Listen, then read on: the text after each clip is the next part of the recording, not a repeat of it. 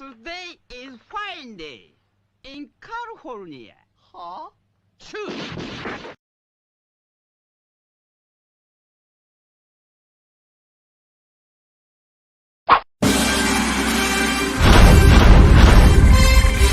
From days of long ago, created by the cosmic legends of the universe,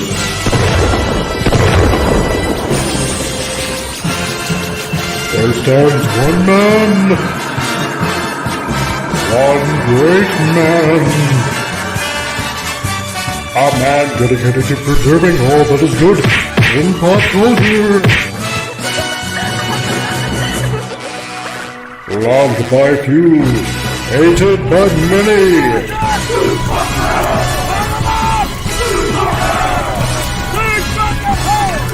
Alone in his fortress of awesomeness, he battles fearlessly against the wolves, the evil, the unjust.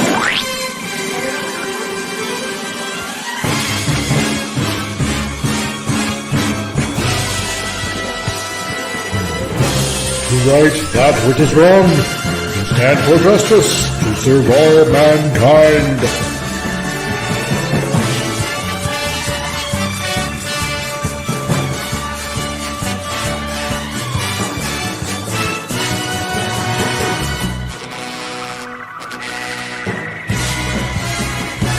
He is the one, the only, the comic Relief Crusader. Hi guys, how's it going? It's Friday and I am so unbelievably late. It's embarrassing. Sorry about that, but oh god, today I just been here and there and everywhere and talking to a bunch of people and yes, I'm late. I am very late. So I know I had the schedule for like 3:00 and it is now like 1:45. So I want to apologize to everyone right now that I am this late. So I want to say hello to everyone. Hopefully everyone is still there. Franco Walker, how's it going? Let's see. We got Vince Womack that's also here. Snowder Poopers Cuber, who may or may not still be here. I'm not exactly sure. And our Techno Sapien Geek, who's been holding down the fort. Thank you very much. I really appreciate that. And Snort, I'm sorry I made you cry. So let's see. We got FKHC that's also here as well. And who else do we got here? Because I'm trying to go through all the names and welcoming and apologizing to all of you. We got Theta Zord. I think the video I did was about Disney Studio, but I don't know. Well, I don't know, but I'll check it out later. So let's see. And who else do we got here? We got Franco Walker. How's it going, man? Nice to see you. And yes, and I need to stay awake for a few hours. Wish me luck. Snort, I wish you all the best of luck that's going on right now. And who else do we got here? Because I'm going down the list and I want to apologize to everybody. And Carla, our favorite Kiwi all the way down in New Zealand. Hi, guys. I catch up on bad sleep. Get to watch the show winning. Yes, you are, because finally the show has started. So who else do we got also here? We got Alistair's Queen Emma. Hi. How's it going? I'm glad that you made it. So we also got everybody's favorite Lucky Penny. We got Penny that's also here as well. Hello, Penny. And we got Fez Forever, aka my Fez brother. So how's it going, man? Nice to see you, John. Great that you were all here. And we got John the Beagle Dad that's also here as well. And guys, yes, you know what? I'm really terribly sorry. I had to go into Calgary. I had an interview with some people, and you know, when you're in an interview and you're talking to them about, you know, experiences that you've had and whatnot, working and blah blah blah blah, sometimes it can take a while, and especially in a big city like Calgary, you're just trying to find the right place to get to. And then in the city of Calgary, it's well, it's traffic to try to get out of a big city. So that being said, let's welcome everybody onto the show today. If you're blue and you don't know where to go to, why don't you go where fashion sits? Appion, are you still there? I'm always where fashion sits. Yes, you are. I live man. there. I was born in it. Yes, you Molded by were. it. Thank you for being so patient, man. Coleslaw is ready. Oh God, I hope you are. Jeez. I'm being ready. Oh for man. hours. And here you patiently wait, dude. I'm sorry to keep patiently. you guys waiting. Don't kill me. And we also have the techno geepy, this guy, the techno sapien. Me, Tom. Hey, you. tongue twisting. Yay. Oh God, how has your guys' day been so far? Good. Good. Wet. We're getting the tail end of a massive storm, supposedly coming off the East Coast, and it's supposed to have a big thunderstorm later tonight, which I'm looking forward to. I love thunder, and I even have a transistor radio in case the power goes out. Yes, a transistor radio. They still make those. Wow, it's actually bought only a few years ago. They still make them. Yeah. Oh wow, is it like one of those wind-up ones? You know, where you charge up the battery and stuff. No, it has a regular battery, but it's still like a little block, like a Sony. Oh, okay. And you plug in your headphones, it's like stereo sound, so it's like sweet. So is it you're getting that storm because of that hurricane coming up the East Coast? Yeah. It's pretty bad already. It's pouring right now, and it's luckily not too windy, but it's supposed to get worse tonight. Wait and see. But I like it. I like the rain. Nice. So it's today's a little bit of a kind of a weird unscheduled kind of show because I kind of have some news planned, but in a way I kind of don't. So we're just going to see how it goes otherwise. And Fest for Hire, comic Snorter Poopers roared at the storm. It scared it north, and now PA roads are flooded. Oh wow. Yeah, I think he waved his paw goodbye. I fed him a fish earlier, though. He was happy. Oh, okay. Well, you got to do that scene from Ted. Fuck you, Thunder. When they're like both flipping off the weather. Yeah, exactly right. And hello, Tina, the naughty dragon. Hello to you. And Carla, I have tons of battery packs for my iPhone. Oh, do you? There you go. Yeah, same here. So, nice. Well, okay, seeing how I'm trying to level this out with all the insanity that's going on right now, let's jump into the favorite segment here, which is stupid news. Okay, so what have I got in stupid news today? Well, let's have a look here. Because there's no shortage of stupid out there in the real world. And humanity. That's funny. There you go. Exactly. How dare humanity do things? Okay. Well, this in stupid news. Let's see. This person right here. I'm in a relationship with a Boeing 737, but we can never have any alone time. So I have to make do with a collection of model planes. Okay. Yeah. Mental health. Yeah. And this is from the Daily Mail on top of that as well. So just the tip. Yeah. She likes it big and long. I don't know. I haven't the faintest idea, but let's see. How would you conduct a relationship with a Boeing 737? I haven't the faintest idea. I think it would just crash and burn. I think so. My parents used to work at Boeing too. It's a sad thing. It's See, I can't really quite make. It's sad to see how far Boeing has fallen. Yeah. Yeah, I know, right? I can't make out. I'm assuming that this looks like a female. Yeah, I would say so. I'm judging by the generic feminist haircut, with the shaved heads and stuff like that, which seems to be prevalent in a lot of. Yeah. The only thing I can say, I know, right? The only thing I can say is you're permanently a member of the Mile High Club, and that's not saying much. I'm sorry. You look at the Olympics, you can never tell. So this is true. So yeah. Oh my God. Some people have model trains. She's got model planes. Good. She's got model planes. Yes. Carla Burton, it used to be, if it ain't Boeing, I'm not going. And now if it is Boeing, I ain't going. So, oh my God. If it flies, that's cool. And, I know, right? And Festival Horror, yeah, next on Only Planes. Oh my God. I'm baffled. I'm so baffled. Yes, and Carla, yeah, you can only live in a high altitude city. Yeah, that's true. So like Calgary, that's about 2,000 to 3,000 feet above sea level in the mountains, pretty much. There you go. Yeah. So I have no words. You guys.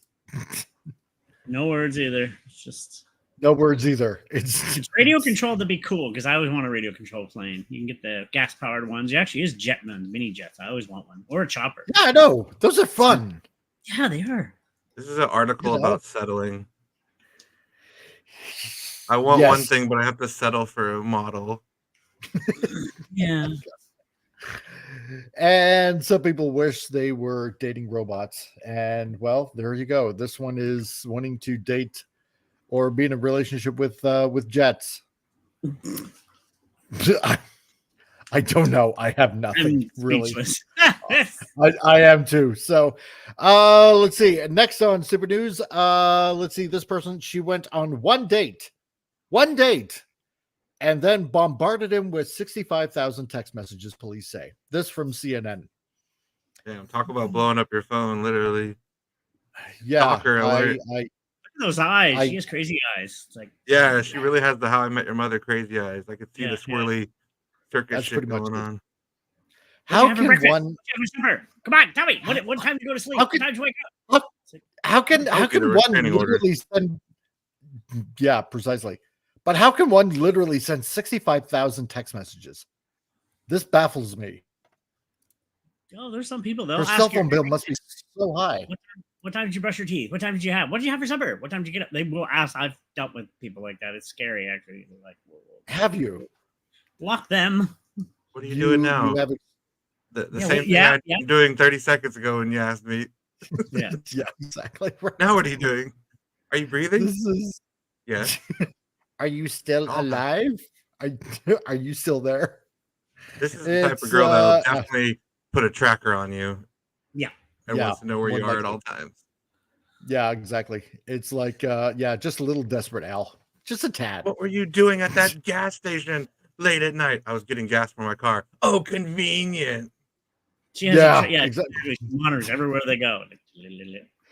It's like a type of person like this, doesn't matter male or female, doesn't matter whatsoever.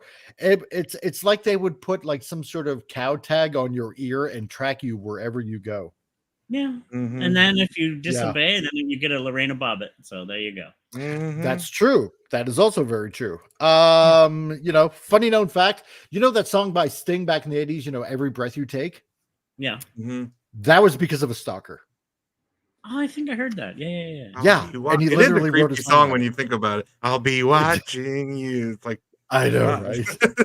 Every step you take, I'll be watching you. Every breath you take. I bet the Night Stalker would listen to that song like it's like his theme music. Yeah. Any serial killer, really. Oh, that's my jam. Put that on. That's right. Oh my God, I love this song. And psychos can really type fast. Yeah, apparently so. So I guess they're really good with their fingers. So there's a secret to that though too, and I do it. My off vision, I do speak to text, and that actually can type super fast. I mean, Jason and I were talking. He's like, "Holy crap, you type fast!" And no, I just do speak to text. It's super fast. It comes in handy. Yeah.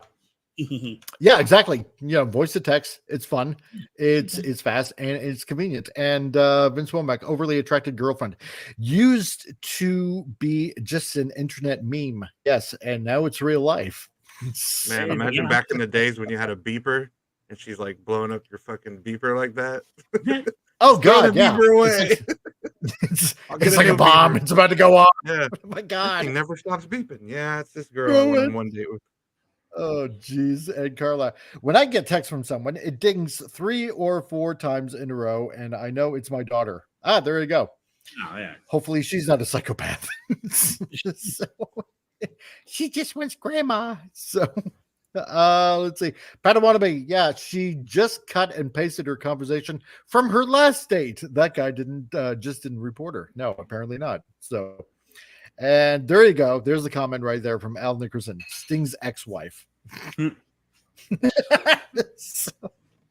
Oh my lord. Stung. Yes, it's pretty much it. Yeah, stung. Thank God. So yeah, let's see. And you know what? Let's make it a threesome here and let's do another one. And that came out wrong as soon as I upped it. Yeah, that's right. And this from LGBTI rights in Australia. Apparently having a period is not a feminine thing. People of all genders menstruate, including non-binary and agender people, and of course, plenty of men. Nope. Only biological women. Stop it. Oh my God. Yes. I'm tired of this. I'm tired. Exactly. It's fantasy land. I can't remember the last time I had a period. So, and at the end of a sentence, maybe that's it. No. Yeah, at the end of a sentence, that's pretty much it. So, yeah. Appion, do you remember the last time you had a period, or Tom? I can't say that I do. It was was it recess period and certain periods? I've bled before, but you know, yeah, same here. That's the same thing, though. No. If you're bleeding from there, I bleed. See a doctor. See a doctor immediately. Any guys that are bleeding from there, exactly. For a man or whatever, and non-binary and agendered people aren't exist. There's still only biological men and women. I'm sorry. That's true. I'm in that community, but no, stop it. Don't be. Where's Wendy Trauma Warrior when you really need her? I know, eh? She knows about health and all that, and Exactly. she usually point this out. Yeah. Oh my God. Yeah, exactly. Just no. Just no. And hail Daniel Berry Sports Highlight. You just made in the nick of time. So Padawannabe says if the blood comes out of me, I'm supposed to go to the hospital. Yes. Yeah. That's right. If you just happen to be male and there's blood coming out of you, yeah, that's a good indicator of pain and or some other serious medical problem that you're supposed to be having diagnosed right at that period. Yeah, and no pun intended. I'm not going to down. A trans man is a trans man. I have much respect. I've had friends that are trans men, but they're not men. They're not men. No. Biologically, no. So, just trans women that listen to this. Something about that's kind of been put in place since the beginning of time. I can't put my finger on it, but I think it begins with a D and then N and A. Yeah. That kind of solidifies, what you are. Yeah, exactly. So John, whoever posted that was confusing menstruation with mental illness. Yeah. Exactly. And that's the sad part. Yeah. There's mental illness not looked after nowadays, but no, that's right. And Vince, the only trans that bleeds is the man dressed as a woman who entered a daughter's changing room. Exactly. Yeah. So if it bleeds, we can kill it. It's just funny how I'm reminded of that line. So, and Tina, no, exactly. Precisely it. So, and Vince also says, trans women are women, like pseudoscience is science. Precisely. So, there you go. And Pat Wannabe, so do these men eat beets to convince themselves? Maybe. Although their colon is probably really healthy right now. So so that's pretty much it for stupid news. There's one thing I'll give Dylan, as much as he's an idiot. Yes. When he bought tampons and did the video on them, he actually handed them out to all his female friends. He did give them up. Good for him. But he gave them to all his female friends. Why didn't he give it to his male friends? What? Yeah. It makes you wonder on that, doesn't it? Curiouser and curiouser. So, so like everybody knows, like Appion has seen and Tom has seen, and I imagine pretty much everybody in the chat has probably seen, Deadpool and Wolverine is out. And I got to give kudos where kudos is given for Sean Levy, the director. So, he did a pretty good bang up film there. I can't complain. So he can do an Avengers movie. I think I'm for it. But I mean, they got the Russo brothers though, so exactly. So, but this is not stopping him from sharing his opinion about Disney, which is really surprising. So, because apparently Deadpool and Wolverine director Sean Levy criticizes the current state of Disney's Star Wars. Oh boy. And there's only so many times a Star Wars movie can revisit the same section of the timeline. Yes, that's true. I'm tired of the Skywalker saga. Go somewhere else. Yeah, I know. Go either. Like all Star Wars has. Like, no, you have thousands of years to play with. Yeah, precisely, right? And, not done by, God, that last person that did the Acolyte. So, and like Deadpool says, yeah, like Han Solo said to Chewbacca in Return of the Jedi, fly casual. That's right. There's so many other time periods that you can pick from in a whole galaxy, in a whole history to play from. So what's going on? That's right. So in echoing a widespread sentiment held by fans, Deadpool and Wolverine director is tired of how the Star Wars franchise seems unable to tell a story not set in the time period between the original and sequel trilogies. And he's going to make sure he avoids this storytelling pitfall when he gets his chance to play in a galaxy far, far away. Well, if he's getting to play in that galaxy, there might be a little bit of a glimmer of hope in seeing that actually something good might actually come out of this franchise for a change. However, I'm skeptical, but that's just me. But then again, he's done quite a few good things. So, like, if I'm not mistaken, close to $1 billion now. I wonder where it's at now. Yeah, I'm wondering what that's up now. It's got to be close to $1 billion right now. So, But Levy offered his take on the current state of Star Wars. Not that really anybody's watching it now, anyway. While making an appearance on the August 5th episode of Josh Horowitz's Happy, Sad, Confused podcast, which is aptly named because, well, there's a lot of happy, sad, confused 900 million. Ooh, really? Crossed the 900 million threshold. Oh, it'll reach $1 billion by the end of the weekend. Oh God, yeah, yeah. It's going against. Tony says it hit $1 billion, so maybe. Yeah, it's going against Borderlands, which I'm not hearing things. Yeah, everybody's been roasting the shit out of Borderlands. Yeah. Oh God, yeah. I haven't even seen that. I even forgot that was out now. So, but the current Marvel superstar was first turned to the topic when Horowitz asked him, Star Wars is being written, your Star Wars film, amazing. Are you writing with actors in mind? To which Levy exclaimed, oh, wow, you're asking the right questions. Sort of. Yes. Before laughing and jokingly asked his host, please don't ask a follow-up. Yeah, because I'm guessing if KK gets her way. Ryan Reynolds in a Star Wars. Let him be like an old cocky bounty hunter or a smuggler. Oh, that'd be interesting. Ryan Reynolds in the Star Wars film. Like if they do Old Republic or something not Skywalker, yeah, he could be like an old bounty hunter or... Oh. I mean, it would be interesting to see him as a cocky Jedi too, like a sarcastic dick with a lightsaber. Yeah. Oh, that'd be interesting. Yeah, I would definitely go. I would probably definitely see him as a bounty hunter type. I think a bounty hunter or smuggler or something. Or definitely smuggler for sure. Yeah. Ryan Reynolds, Han Solo type thing. I don't know, but yeah. With his own ship, like maybe a creature companion, and yeah, because I couldn't see him as a Jedi. Yeah, no. I just couldn't. I just really couldn't. Yeah. Let's see. Vince Womack. The first positive reviews came from Grace Randolph. Oh, really? And Carla, okay, guys, I got a big day ahead of me. I try to listen as I work. Okay, Carla, not a problem.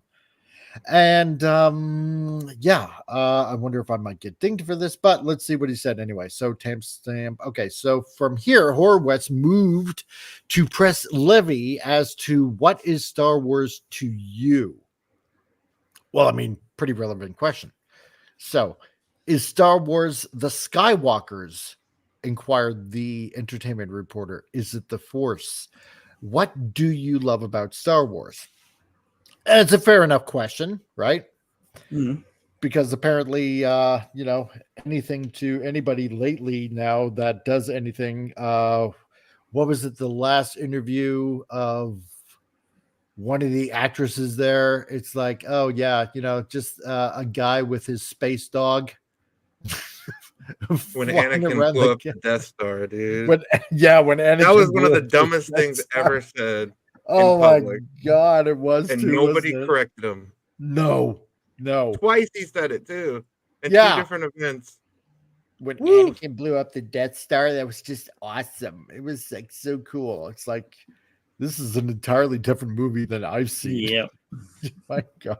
Daphne Keane tried. She was like, "Just shut up now. Just shut up now." Like she tried to play it off, like you're making a fool out of yourself. Stop talking.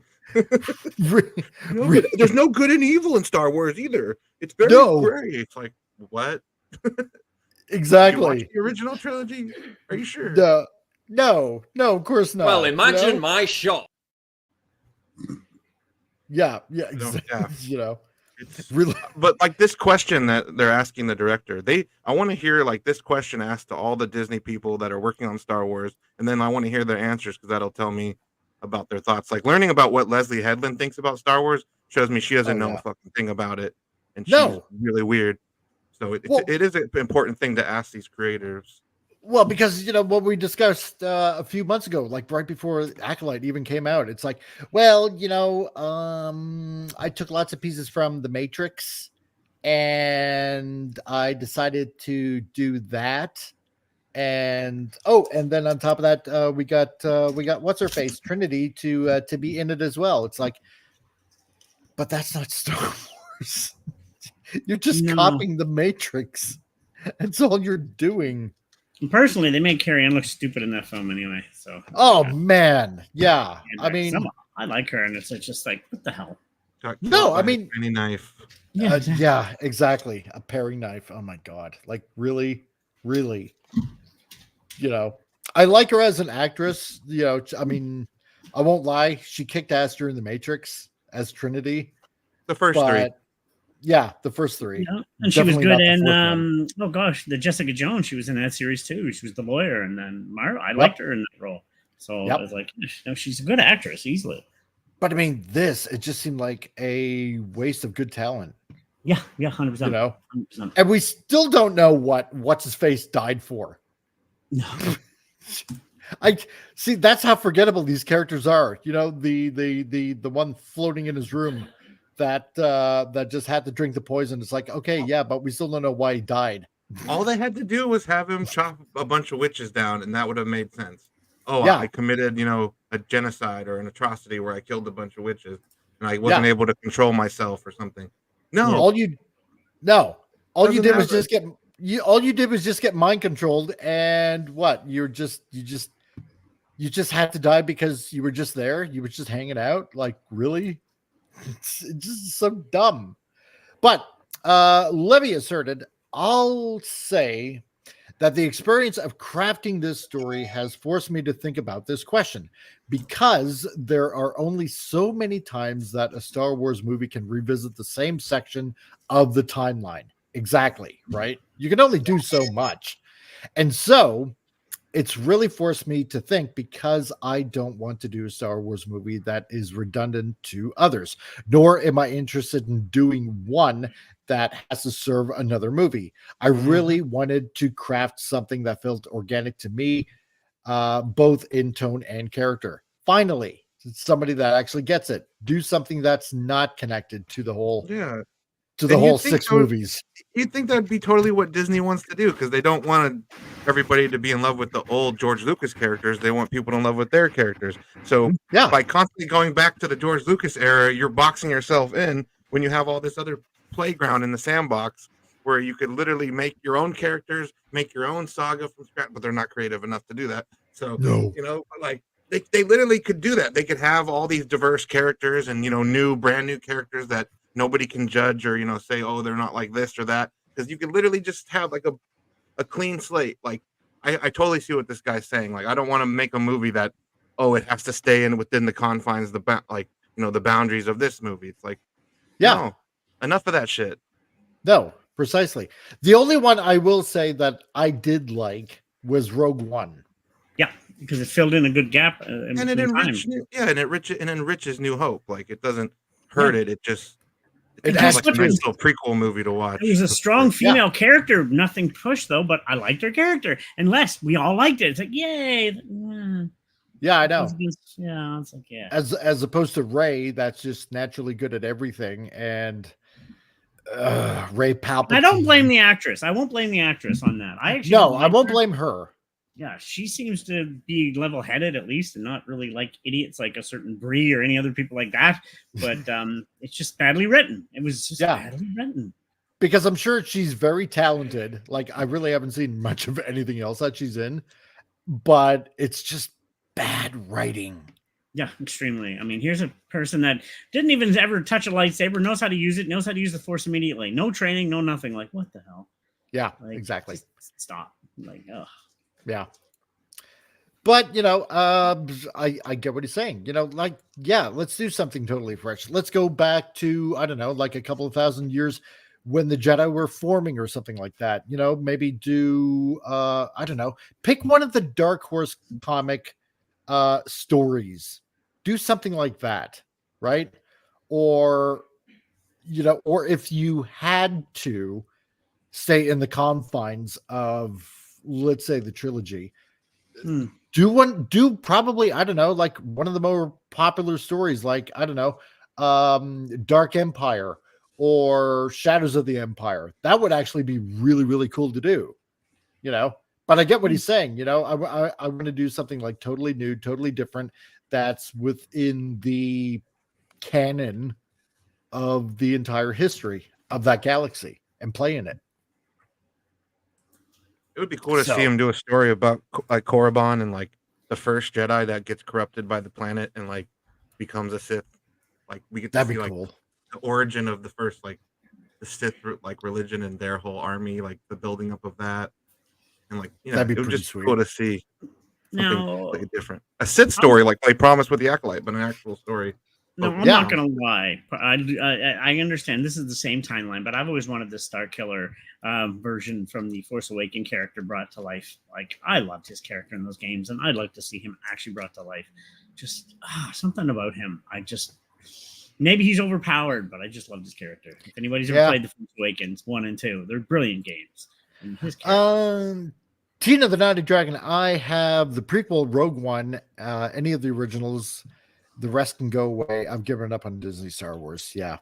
Same here.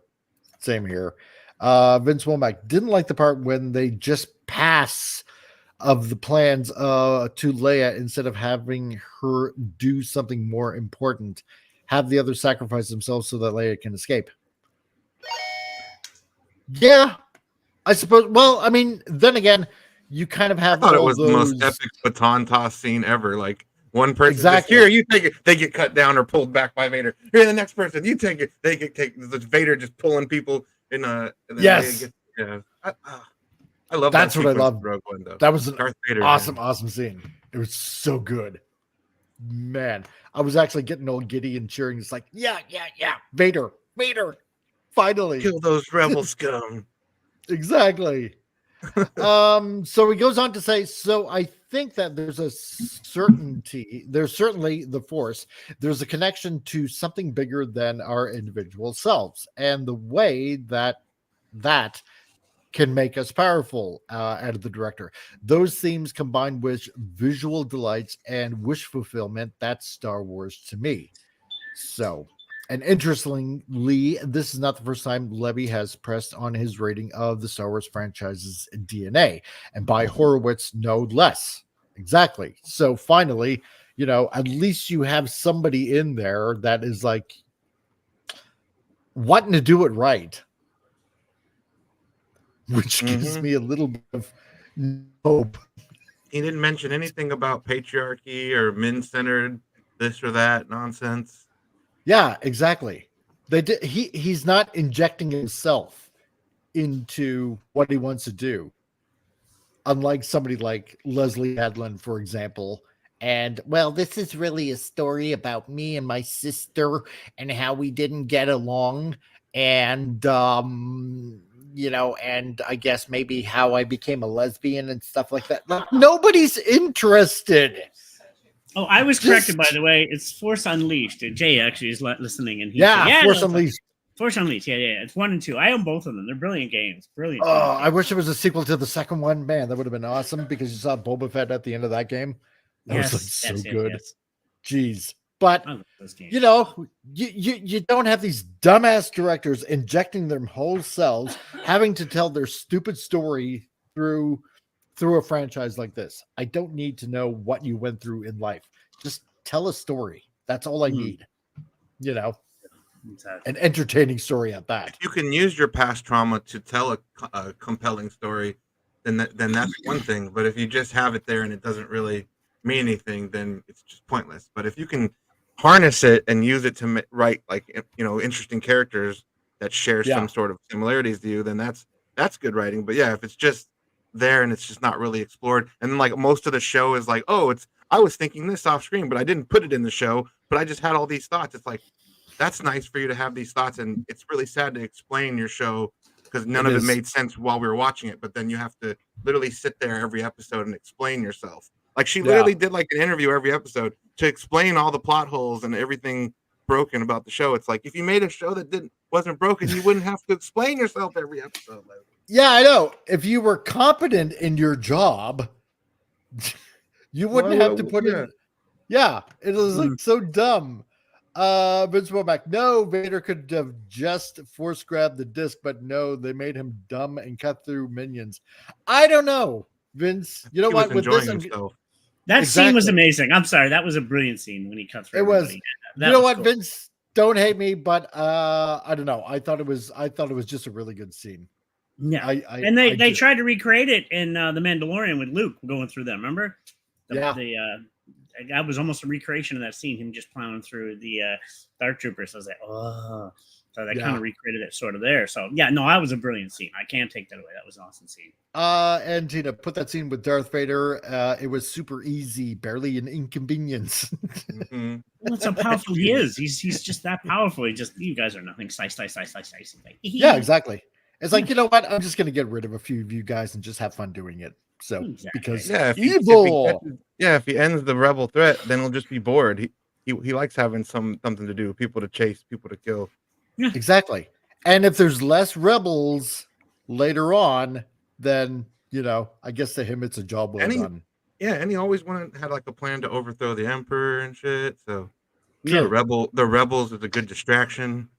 Yep. That's right. Because I mean, there's two cases. You have what Tom was talking about, where in Force Unleashed, he wants to overthrow the Emperor with Starkiller, and then in Return of the Jedi, he wants to basically, you know, use his son, father, and he said that in Empire Strikes Back, it's like, we can rule the galaxy as father and son. Yep. Yeah.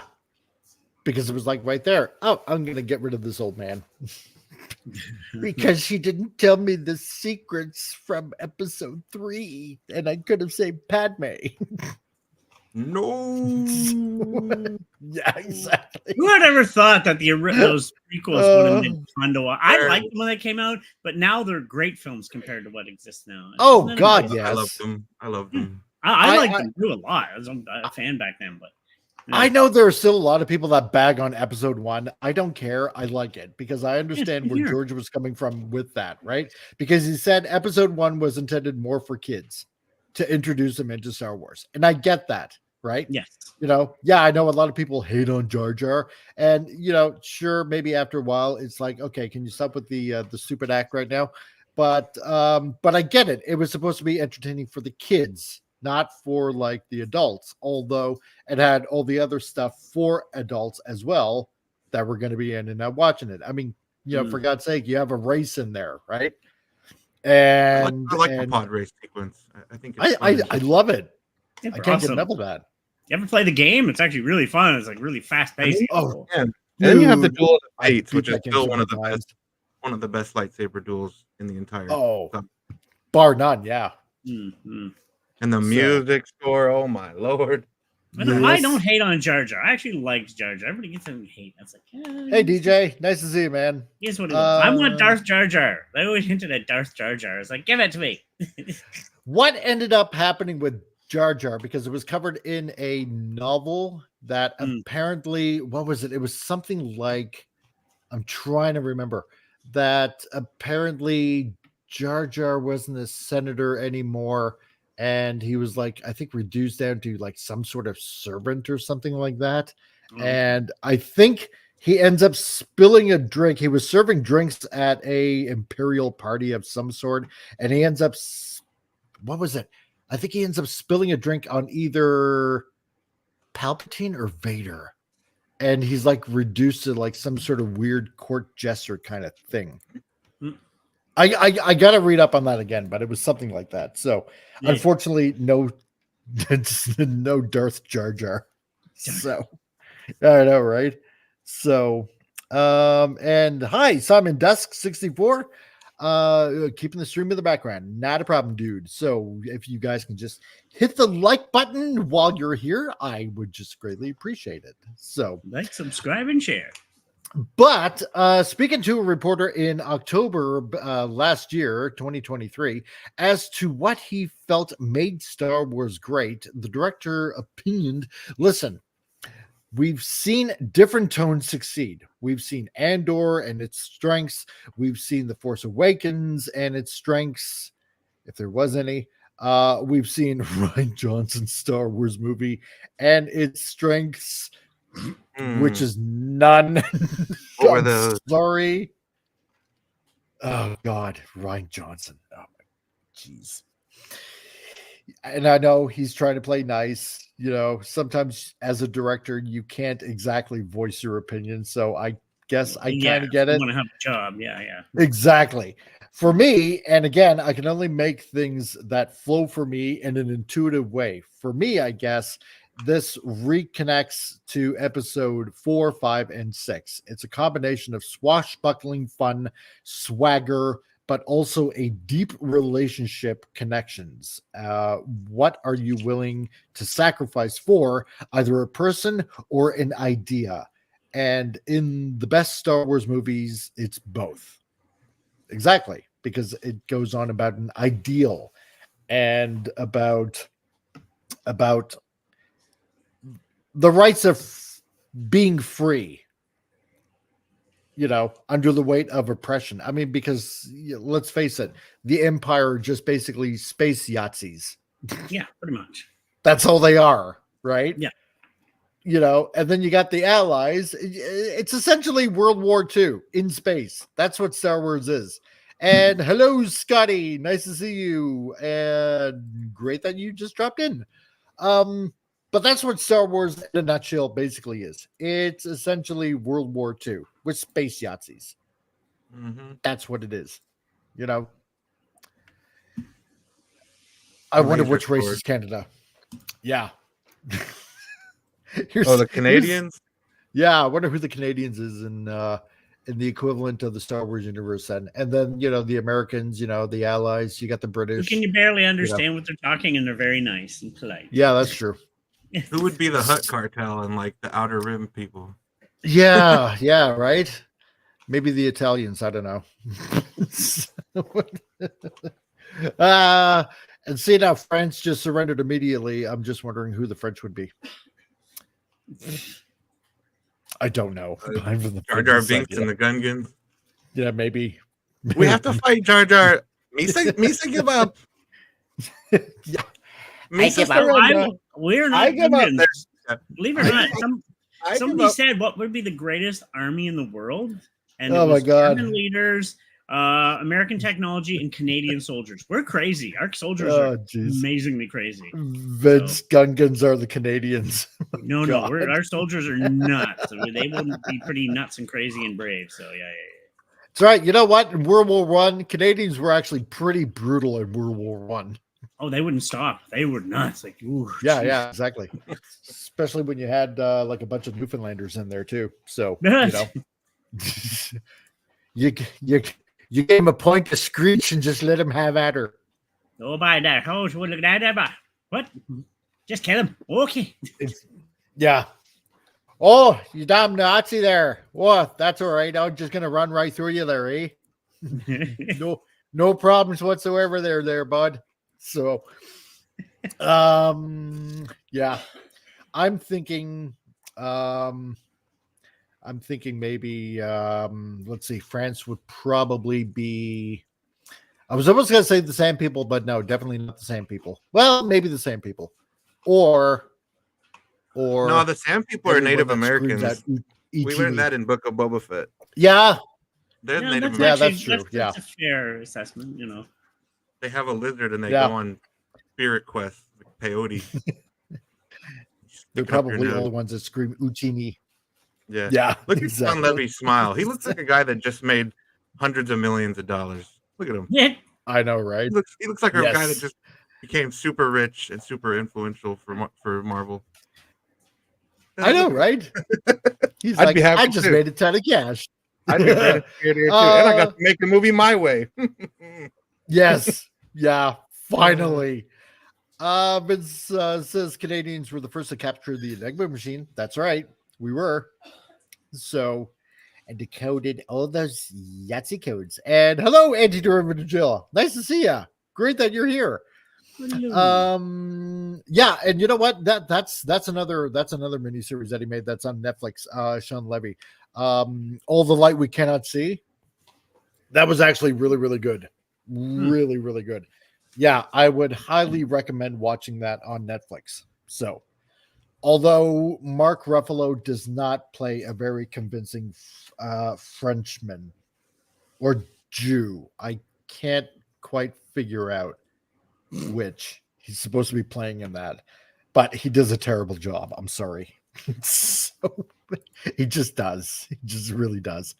So, and for those wondering, sadly, Levy's opinion on the Acolyte currently remains unknown. Well, I mean, yeah, he wants that movie deal at Lucasfilm. He can't talk shit on it yet. Yeah, exactly, right? He's got to play it smart. Yeah, I don't blame him. I don't blame him either. Oh my god. So you utter one word about that, and what I would do is I would try to wiggle your way in, make a really good Star Wars movie, or at least get a deal to do like at least 3 of them, and then say something about the Acolyte. Yep. Yeah. It's like, oh yeah, my show made a few $1 billion. What about you, Leslie Headland? You can see my 180 million on I screen. can't see anything. Oh yeah, yeah. I don't see you. You won't wonder where the money billion there. Yeah, really, exactly. Yeah, that's precisely it, right? And because I'd be having to look like that on my face too. So, I mean, shit, yeah, man. But no, you know what? I mean, as for him, he's done a lot of good series. He really pushed the bar up finally on Deadpool and Wolverine. Yeah. Because that is fun. So, and the Ewoks living in the forest. Ah, right. Yeah, that's who the people in France would be. Yeah, they're the Ewoks living in the forest, hiding away. Yeah, that makes sense. So, let's see. Invincible Mike wants to know, is Hoth Scandinavia or Canada? Yeah, Cosmic Wolf says Hoth is Siberia. That's true. Yes. So it is so true on so many levels. My God. Nobody survives freezing cold winter in Siberia because it's the same like Hoth. So, but no, I just want a guy to make a good movie and enjoy it. I want just a really good popcorn movie, and that's not so much to ask. So, you know. Well, Kennedy, But that's just me. So, Well, yes, exactly. Yes, Hoth is the Russian front. Exactly. She doesn't like fun. So no, apparently not. Well, she likes her kind of fun. Her kind of fun is to make the fandom cry. Yeah. But we're toxic. We're so toxic. Oh, yeah, apparently. So where's your toxicity now? Now that everybody's basically abandoned everything. So but yeah, there's an idea. If Sean Levy were to do some sort of Star Wars project, what would everybody like to see? Oh, I don't know. Huh. Appian, you got an idea? Old Republic story, kind of like Guardians of the Galaxy, have a ragtag team, get a spaceship, do jobs, and then like they uncover a larger plot maybe, and then the main conflict of the story gets kind of revealed maybe, or saying the Darth Bane trilogy. Yeah, you can go into like the Knights of the Old Republic era where the game was, so fans of the video games might see some characters they know from the games, so you can have those type of cameos and like fan service that way. There's so much they could do, and they don't. It doesn't have to involve the Skywalker saga at all. No, that's true. Yeah. Tom, what about you? What? Oh, it's hard to say. I mean, I want to go back to the birth of the Jedi. A very young Yoda. I mean, it's technically before the Skywalker saga, but yeah. I would love a young Yoda in his prime story would be amazing. Like peak Yoda. That'd be cool. Peak Yoda. Like, I'd be okay with that. Before he needs a cane, before he's like, weary from old age, man. Yeah. Cosmic Wolf. There you go. I like that suggestion. Dash Rendar. Mm-hmm. Hey, Cos, that's an old buddy of mine. Yeah, it's a very good author too. I've advertised his book before, so. Oh, this is the guy. Yes. This is the guy you were talking about. Okay. Very talented writer. Cosmic Wolf, you've been pointed out to me several times by Tom. So there you go. Yes. Now I know who I'm talking to. All right, cool. Yeah, Dash Rendar. His book. That'd be cool. You know what? You would have to kind of like maybe modify. You would have to probably modify like the first game with Dash Rendar.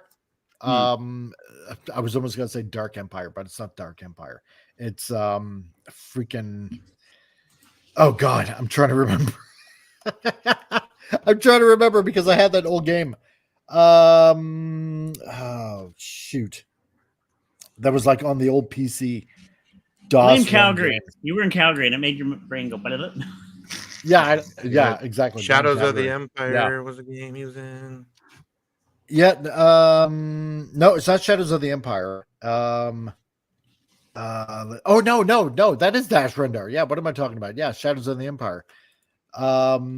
Because I was thinking of Shadows of the Empire. That's what Jay just backed me up on that one. So he just yeah. No, sorry. Said that. See, I'm having a brain fart. Yeah. And Dark Forces. I was thinking Dark Forces. With with Dark Forces. It was with Kyle Katarn. Oh, okay. That's who I'm thinking of. Yeah, not Dash Rendar. So yeah, my bad. Shadows of the Empire. That'd be really cool. The whole Dark Forces game. So you had Dark Forces 2, Jedi Knight, and then with Kyle Katarn, you got a whole series right there that you could do, and that'd be interesting because essentially he's like a smuggler type character that gets caught up in the rebellion, and you'd have to probably modify Dark Forces a bit because he was actually the one that smuggled out the Death Star plans. So because of Rogue One, I guess you'd have to modify that maybe a little bit or something there. So Cosmic Wolf, Lucas did put the Outrider in the enhanced trilogy to acknowledge Shadows of the Empire. Exactly. I remember seeing that when the enhanced trilogy came out. So that was basically cool. Jyn Erso is kind of plays that role. in Rogue One. Yeah. She's kind of the female. She's kind of that what Kyle would have done, basically. I enjoyed Rogue One. I thought it was a good filler in between the two to connect. Yeah. Basically combine Kyle Katarn with Andor and Jin like together. Yeah. That'd be cool. That's kind of what I'd be they alright did with in that. Rogue One. Yeah. I'm saying though, now we're still in the Skywalker saga though. Yeah, that's true too, right? So you would need to have those characters be around, or True. you're kind of constricted. I would love to see those. I wish they would have already did those before they muddled it with all this other shit. Yeah. I just want Finn to have his final ending, a good ending. Damn it. That's all I want. John Boyega's never coming back, so it's going to be a recast. Yeah, that's true. He told Disney to stop it. And I don't blame him. No, exactly. No. But you could do, I don't know, you could do maybe, I don't know, something along the lines of maybe the founding of Mandalore or something like that. Yeah, go into like pre-galactic history. The Mandalorian Wars, when like they were like, used to fight the Jedis. There's tons of stuff that you could do with like the Old Republic stuff. There's like fast. It's endless. Really. Hundreds of if you really stories. Want to delve into the entire lore, you can go forever. So yeah.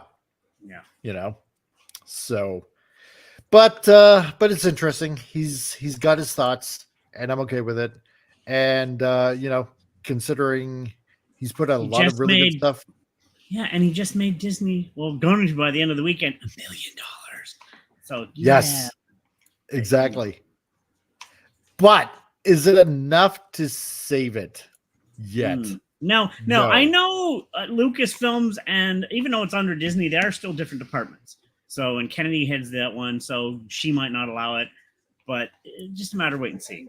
So, I mean, the head's still the head of Disney. And Jason, we talked about this. I think it was last night's show too. There's still the head. You got to go to there's still one final say with Disney.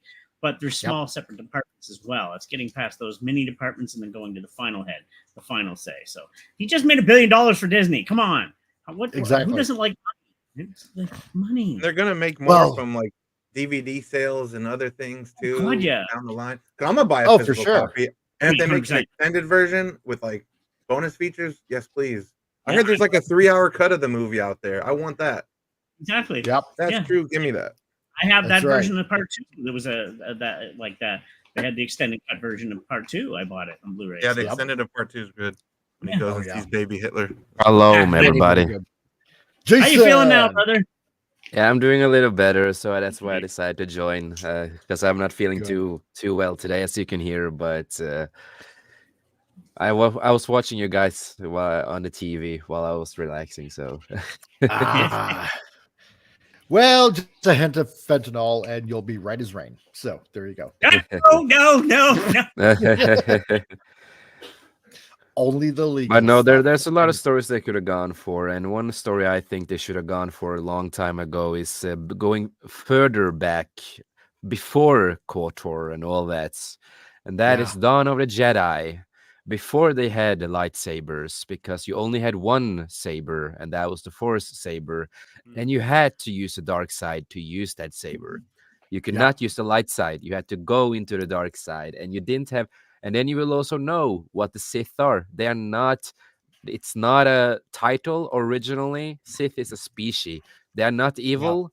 You have evil Sith, good Sith, and all that kind of stuff. And you can learn about the Force Hounds and everything like that, how they operate through the world, and controlling. And they're kind of bad guys, but in a way, same time not. Depends on how you look at them.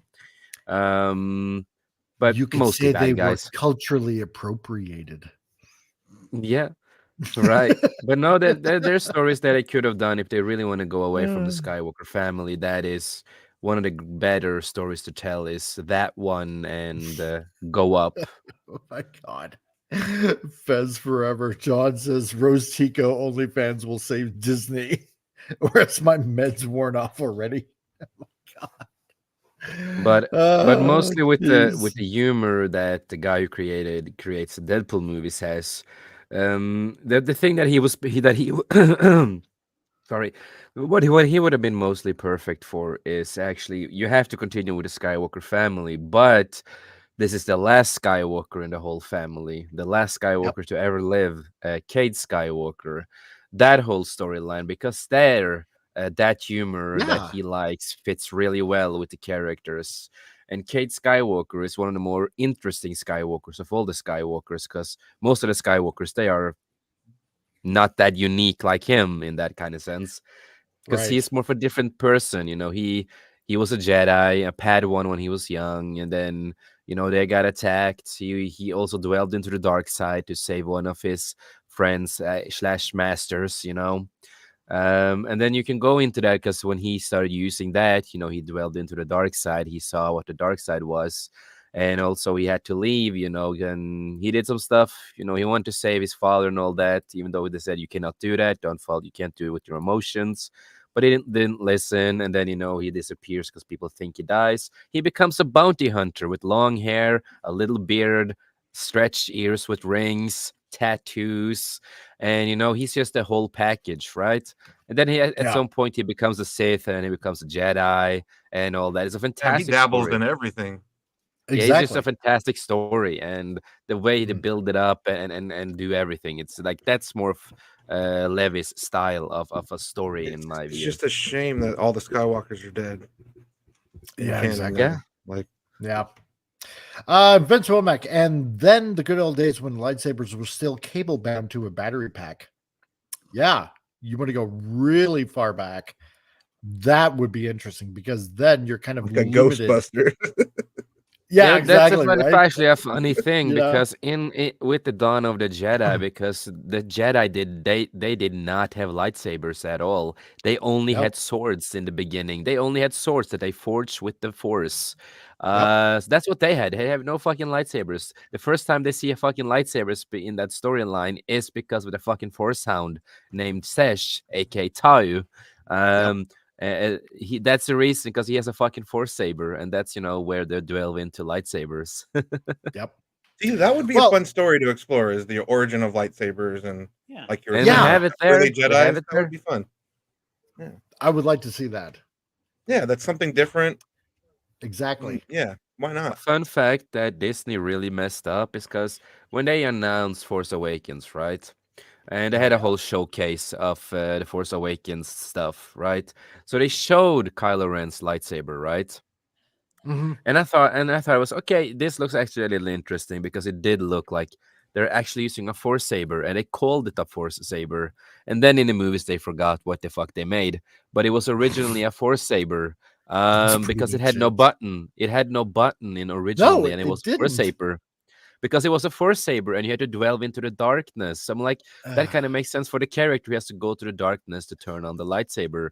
Then you're actually respecting some of the lore. But then they forgot about that in the fucking movies, and everybody can use the lightsaber. Oh, imagine my shock. So, well, see, now we're at the top of the hour.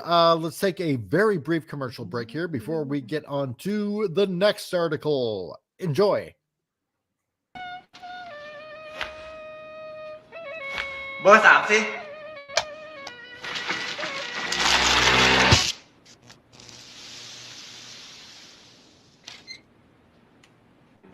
ทำไงดีอ่ะท่านปุโรหิต พัดลมฮาตาริไปอะค่ะ มันดียังไงไหนลอง Who needs the Force? หน้ากว้าง18 นิ้ว ใหญ่กว่า แรงกว่า ฮาตาริ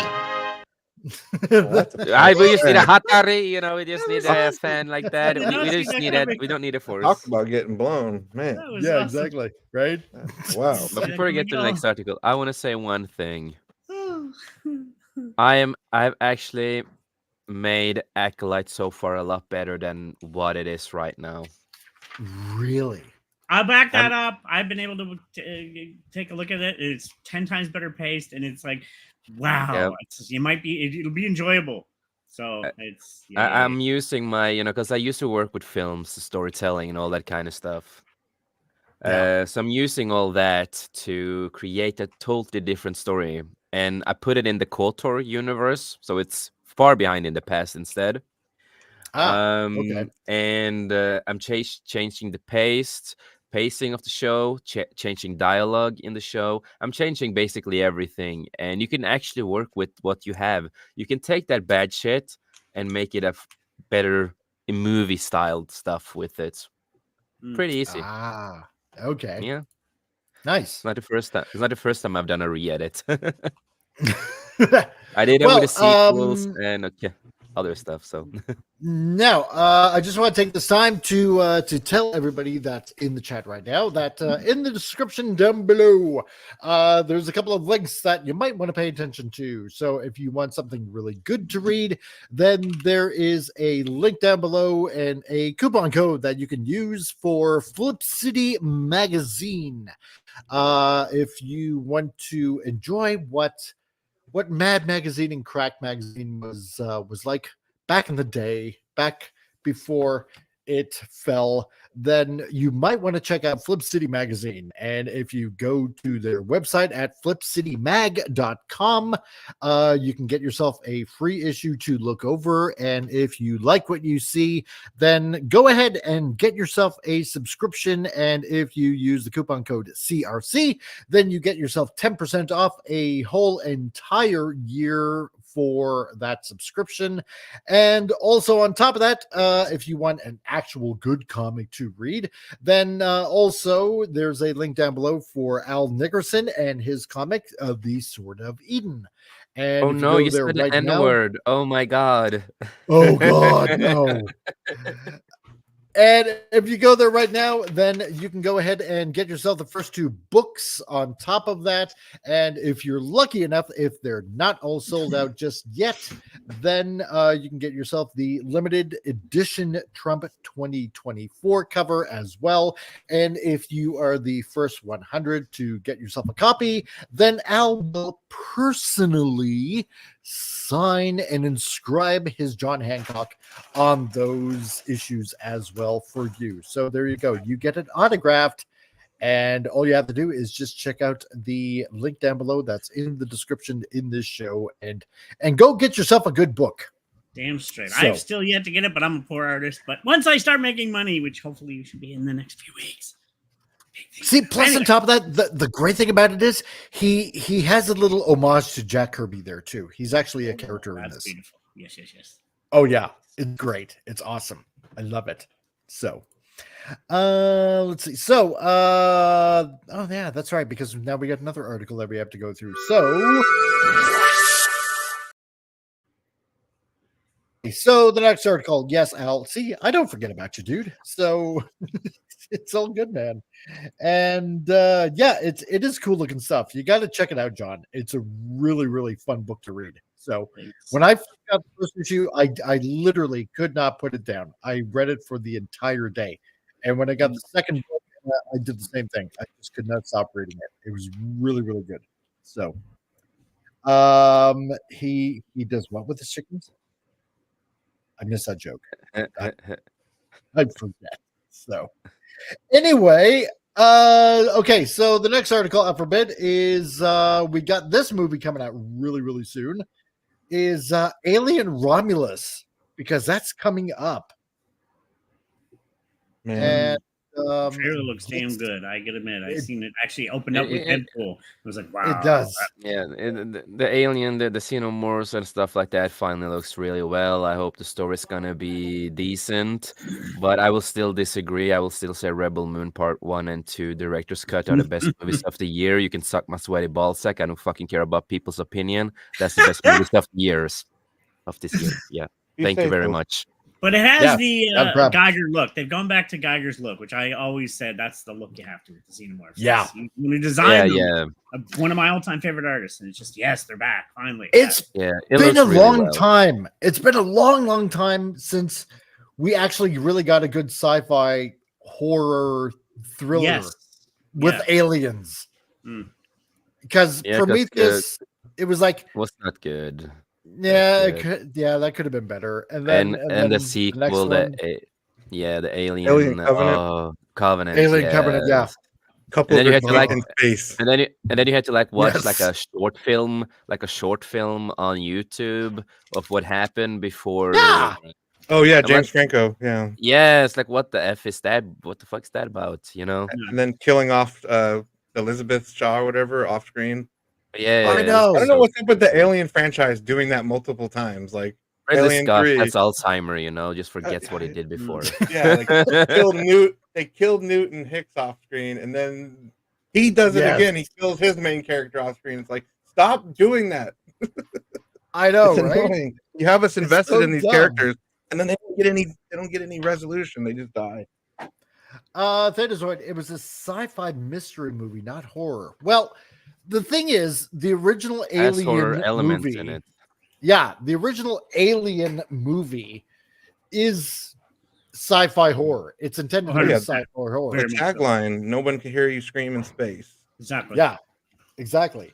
So it was intended to be actually that, like sci-fi and horror, right? Because That's what I want. I mean, That's what I've been waiting for him to go back to. You know, when they announced Prometheus and then announced the other one, I hope that they will go to this, right? But it didn't, and I'm happy that they're going back to more of this style. Okay. Oh, Prometheus. I get what he's saying. Yeah. He's talking about Prometheus. Yeah. No, that is so sad. Okay, Because I it get had a that. lot of potential. Had a lot of So- potential, but unfortunately. But I'm happy they're going back to the sci-fi horror stuff because that's what we need. We haven't had that for a long time, and we really need that. So I really I hope wish this I didn't movie's gonna know. be good. I just really wish I didn't know the origin of the xenomorphs. Like they were a black I know. goo bio weapon. Yeah. Like, come on, Yeah. man. Like, Yeah, that's not how. Leave that as a mystery. It should have just been aliens, normal aliens, you know. Yeah. Nothing. They're basically humans created it because the humans created the android, and the android started fucking with stuff and created xenomorphs in that way he wanted to. I'm like, no, you're just destroying your own story by doing that. That's not how you That's pretty not how much you it. implied it. Back in the day, you implied that they are just aliens, scary, beastly aliens who wants to kill, that eat, But- kill, and whatever. But yeah. But here's the thing: Alien Romulus first reactions are in best movie of the year. That's quite the statement to make. So It's a hardcore statement, so that's right. And Hey, when the was sci-fi horror Godzilla thriller- -1 officially released? Was it January or December? That was December last year. Yeah, it's not. It's last year. Damn it, because it Yeah. was still in January here. We seen it, but it was December. Yeah. Oh yeah, and then you had that year, one of them. the black and white edition shortly after that. Such a great film. It's so good. I know, right? a good film.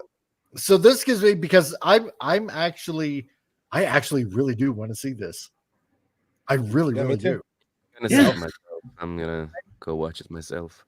I Like I am said, between this and there's a rumor. We're talking about space horror. That's something that doesn't exist much anymore. I want to see No. it come back. And there's been a rumor of Dead Space turned into a film. If anybody's ever played the game there, I think that could be good too. Yeah, and John Carpenter wants to do it, dude. Yeah. So I'm like, Oh, yes, yeah. please. Let's Yeah. go. Please Yeah. and thank you. Yes, do exactly. it. So this gives me a little bit of hope because like Tom said earlier, the trailer just looks amazing. Yes. So the first Alien Romulus reactions have hit social media, offering the flick is the best movie of the year. And the Escape podcast said, ladies and gentlemen, Alien Romulus is by far the best movie of the year. It's the best in the Oh, franchise and hold may up. be my new favorite horror, they tweeted. More than aliens? I don't know, man. That's a bold statement. I know, right? I mean, Aliens was good. I mean, it was good. To me, it's a masterpiece. My Yeah. personal opinion. I think Alien. Oh, yeah. Alien and Aliens, like they're both masterpieces because they're different genres. Yeah, Yep. they're masterpieces in their own genre and what they did at that Yep. time because it And was guess so what? unique and different. Guess what, Yep, guys? yep. There was a female Yeah. lead. Wow. We're Oh my praising god! that. I know. Oh my god, that's so woke. Oh The my one Jennifer lord. Lawrence forgot about when she's like, I'm the first female action star. Sigourney Weaver was like, say what now? Yeah, right. Oh, Just, man. what? Excuse me? Vince says technically Alien versus Predator ruined it with the face And with hugger those turning movies, into they an were never alien pred. they were never Oh. canon. They were Alien never versus canon in the Predator. universe. I thought They they were was just a fun cro- films. They were They were just a fun, cross. Yeah, they're fun movies. I still love them and enjoy the hell out of them. I laughed so hard in the second one when the girl gets killed by the they build up this big romance with the pizza boy and the girl. Oh, will they? Won't they? Are they going to end up together? Hell no! The predator just sticks her to a wall with a fucking glaive. I know, They're right? not canon, though. Come on. They're not canon, though. Jeez. So hard. And Fez Forever says Prometheus, good opening scene at the beginning that could have made a great movie, but it went off the rails. What it becomes. Yeah. Yeah, like what was Charlize Theron's point? Like, yes, that movie. Oh my god. The movie had so much potential, and it just, I don't know what they tried to do with it, or Ridley Scott, and his Alzheimer. Ripley, remember? Yeah. Yeah, right, right. Oh my god. Well, she still looks young. She still looks really somebody, young then. See, it was her mystique power. The original Alien movie. Turn into people. Yeah. Ah, somebody should just paste why. Jennifer Lawrence's head on Ripley on the original Alien movie. Oh god. Oh my god. Can you Don't give people thoughts now. I know. So the film opens next week and brings the franchise back to its original Ridley Scott classic. Finally, that's the way it should be, right? So another ex-user tweeted, I was skeptical going in, but this is easily one of the better films in the franchise. Fide Alvarez doesn't disappoint. Nice. See, because when I reported this, I think it was like maybe early this year, or I think late last year, when I saw the cast of basically all these little millennials that are going to be like in this movie, I'm like thinking, crap. Hey, we get to see don't insult the millennials, man. You have one on the panel, you dipshit. Yeah. We still want to see them all killed, you know. Yeah, I know. Well, yes. That's. But I was there, but it's like, oh god, okay, you're gonna see like a bunch of 20-year-olds like running around with their heads cut off, like like a chicken with their head cut off kind of thing. It's like, and it's gonna be the weakest, most feeble of probably the female cast that's gonna like save them all, or she's gonna be the last one to like survive or something like that, right? It's like gonna be some sort of dumbass ending or something like that. That's what I was expecting. I feel like they're gonna do an Aliens where one guy will live, but he'll be like burned by acid, kind of like Hicks was. She'll live, and maybe two people might live with her, but I don't know. You think they're gonna go sole survivor, like Final Girl? Ooh. You think? I mean, that is the Alien kind of way, in a way, kind of. It is kind of, yeah. You know, I'm hoping they either go like original Alien, where like at least there's one survivor, or they go we need Aliens. Yes, we need a cat in this movie. Totally need a cat to live. Or they go Aliens, and at least have like at least maybe two survivors, maybe three, but that'd be pushing it. Yeah, that's what I'm hoping for. Yeah. At most three, but I would be happy with like a guy and a girl surviving, like leading man, leading woman, make it to the Vince Womack says the trailer didn't show anything. It just the sets that look like the original sets of the Nostromo, or did they release a second trailer already? Why the hell am I now imagining the crew being killed off while they're filming a TikTok video? That would actually be hilarious if one of the crew was doing that and then they get face huggered, and it's like they fall over and the camera's like still looking at them, and they're like getting more likes and like ding ding ding ding ding. My God, I'm getting essayed by this face hugger thing. Why? Oh my God! I'm gonna have this thing grow in my stomach, but it was worth it for the likes. It'll be like the Blair Witch Project, with like everybody having their own individual cams and it's all shaky all the time. Oh God, can you imagine standing in the corner? Yeah. Directed by J.J. Abrams. So Hardcore Henry. And and Event Progenitor, nice to see you, dude. I'm not feeling Aliens. Feels like a remake. No. It's its own entity. I've seen, like, you watch a trailer and you're like, wow, it looks good. Yeah, I'm hoping for the best. Let's put it this way, Event. So I'm really, really hoping for and this movie also is set between Alien and Aliens. Yeah. Yes. Yeah. So that's in the middle. Like, yeah. And I'm liking that's that. what they confirmed. It's set between the events of Alien and Aliens, both of them. See, so. I'm gonna put it this way. I was very skeptical about Deadpool Wolverine, right? Because now it's Disney. and I was pretty pleasantly surprised to find out that it's a pretty damn good, half decent movie, right? It's Ryan, good. It's then fun. fought. That's why. I mean, Exactly. There's actually rumor he's still fighting with Brie Larson about some scenes that were cut. She was mad, and Ryan's like, Good. nope, I don't want them in there. Him and and She-Hulk were supposedly in the film. He's like, nope, not having them, and he took them out. And, No, sorry, I heard run that too. time. And We got a budget. And he cut Oh, well. them from the extended cut too. Yeah. Like, so their scenes Yeah, are like, Disney one was completely extended cut, yeah. scrubbed. Yes. Yeah, but no, I'm really loving it. happy that that movie is doing pretty well, even though I'm not a biggest fan of the movie because I gave it a 6 out of 10. But again, in my defense, like I've said multiple You're not a times, that Deadpool I'm fan. yes, that's what Yeah. I was gonna say. I'm not a big Deadpool guy. Yeah. From the comics, in the comics either, he was never my big thing, in the comics either. But I enjoyed certain stuff in the movie. But when it comes to like superhero stuff, this is one of the better ones, and it's understandable, and I love Ryan's passion and what he's doing and stuff like that, And with that's the thing. this, I'm getting a pretty good vibe off of this. Yeah. I'm getting a really good vibe off of this. So, Oh yeah. and usually my own spidey sense on this is tingling, and it's tingling good. And So- notice they're not putting agendas to it, and they look like good films again. Right. It's amazing. It looks like it's like the tide is turning. Yes, And- that's the big thing. The tide is turning away from this BS, I think. Yeah. And all of a sudden everybody like, well, gee, maybe we should make good movies. Like, duh. So some of the reactions, ladies and gentlemen, Alien Romulus is by far the best movie of the year. It's the best in the franchise, and it may be my new favorite horror. Can't wait to see it again, and I'm so excited for the world to enjoy this masterpiece like we did tonight. So let's see, there's a little bit of a video. Maybe I can share that on here. And I just want to think I clarify will. something. I need to clarify something because I did research on the actors. They are not You millennials. They are Gen Zs. So there's a slight Yeah. hope. Good. Yeah, Good to but know they're that, Gen, then. they're Gen Zs, So I feel a little bit better about myself because I'm older. God. No.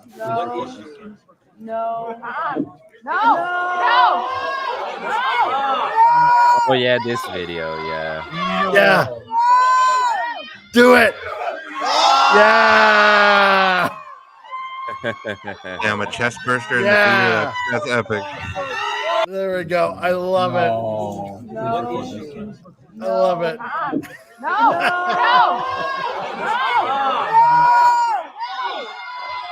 No. Yeah.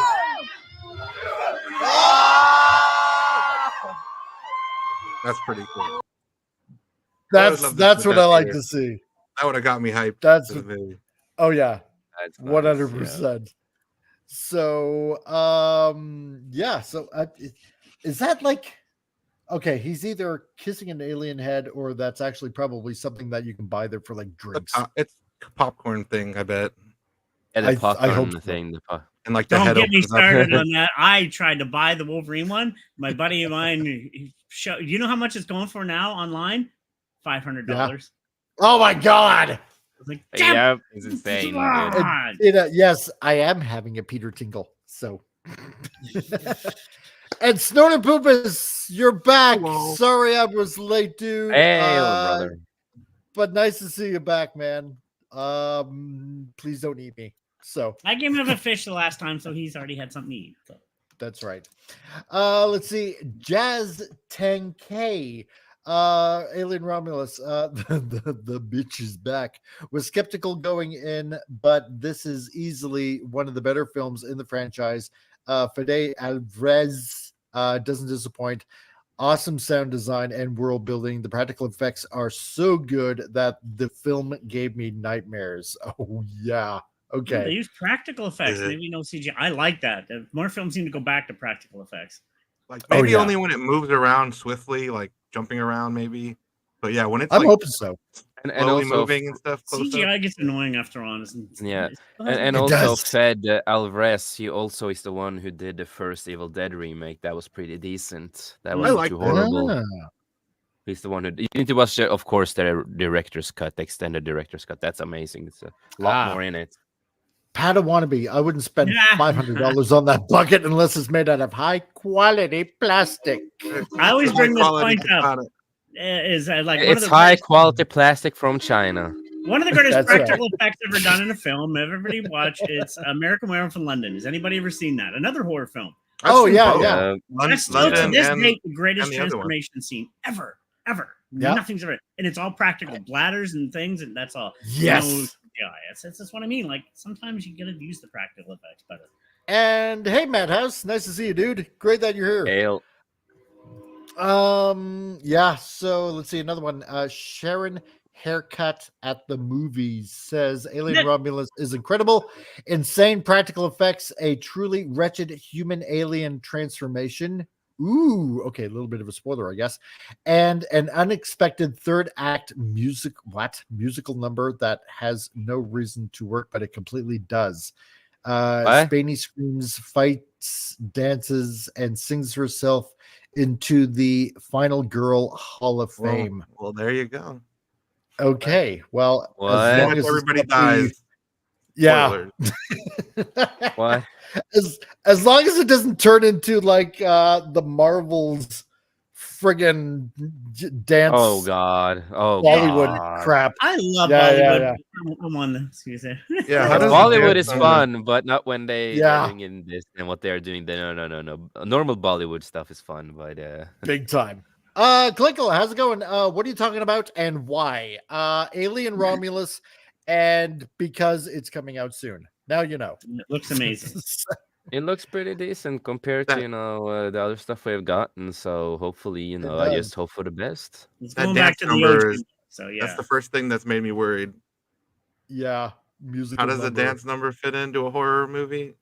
I don't know, but I am oddly titillated. It's gonna be a love romantic story with the xenomorph and her. Yeah, that's what it is.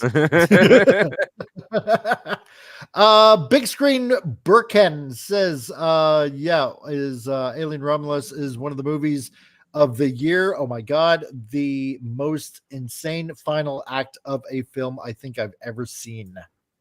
Wow. I'm glad that nobody's dropping any spoilers because God, I hate that. Yeah. How many movies especially when that's the question though. That is I hope it's a totally insane final act. Man, I just want to do that. Let's see. And Clinkle, I really don't care. I don't really care for alien stuff. That's okay, and that's fine. I don't know. I just happen to kill most people. I just want to see the xenomorph go berserk and kill everybody. Yeah, exactly. Exactly. Who cares? Who cares about the fucking characters? I only care about his xenomorph killing. Yeah, like I hope like they uncover like video footage. I've seen Alien Romulus on the space station, and then like they get to see like all the xenomorphs just like sweep over the station and just kill everybody there before the little group stab them with the tail and just real R-rated stuff. It's good. Oh yeah, stuff. Tail kills, double mouth kills. Tropical Joe, more. Yes, I want to see that right into somebody's cranium. Let's see. More initial thoughts on Alien Romulus. No spoilers. It truly has a perfect mix of the horror elements you loved from the 79 original and the badass set pieces from Aliens for ambiance, tension, and build-up sound design sets all on point. Really happy they chose to go with it. Because the trailer kind of gave it away. Like they're gonna do the whole 5 minutes till total destruction, and like the ladies like counting down. Like I like the fact they mentioned sound design a few times. That means the soundtrack must be really good and more tense and really make you feel what's going on. Sometimes the soundtrack can really help, and just the ambiance too. It's like yes. And Event Progenitor, I think, has it. Well, Dancing Alien Spaceballs pulled it off. So hello, my baby. Hello, my darling. I love that scene, man. Is that the musical we're gonna see in this movie?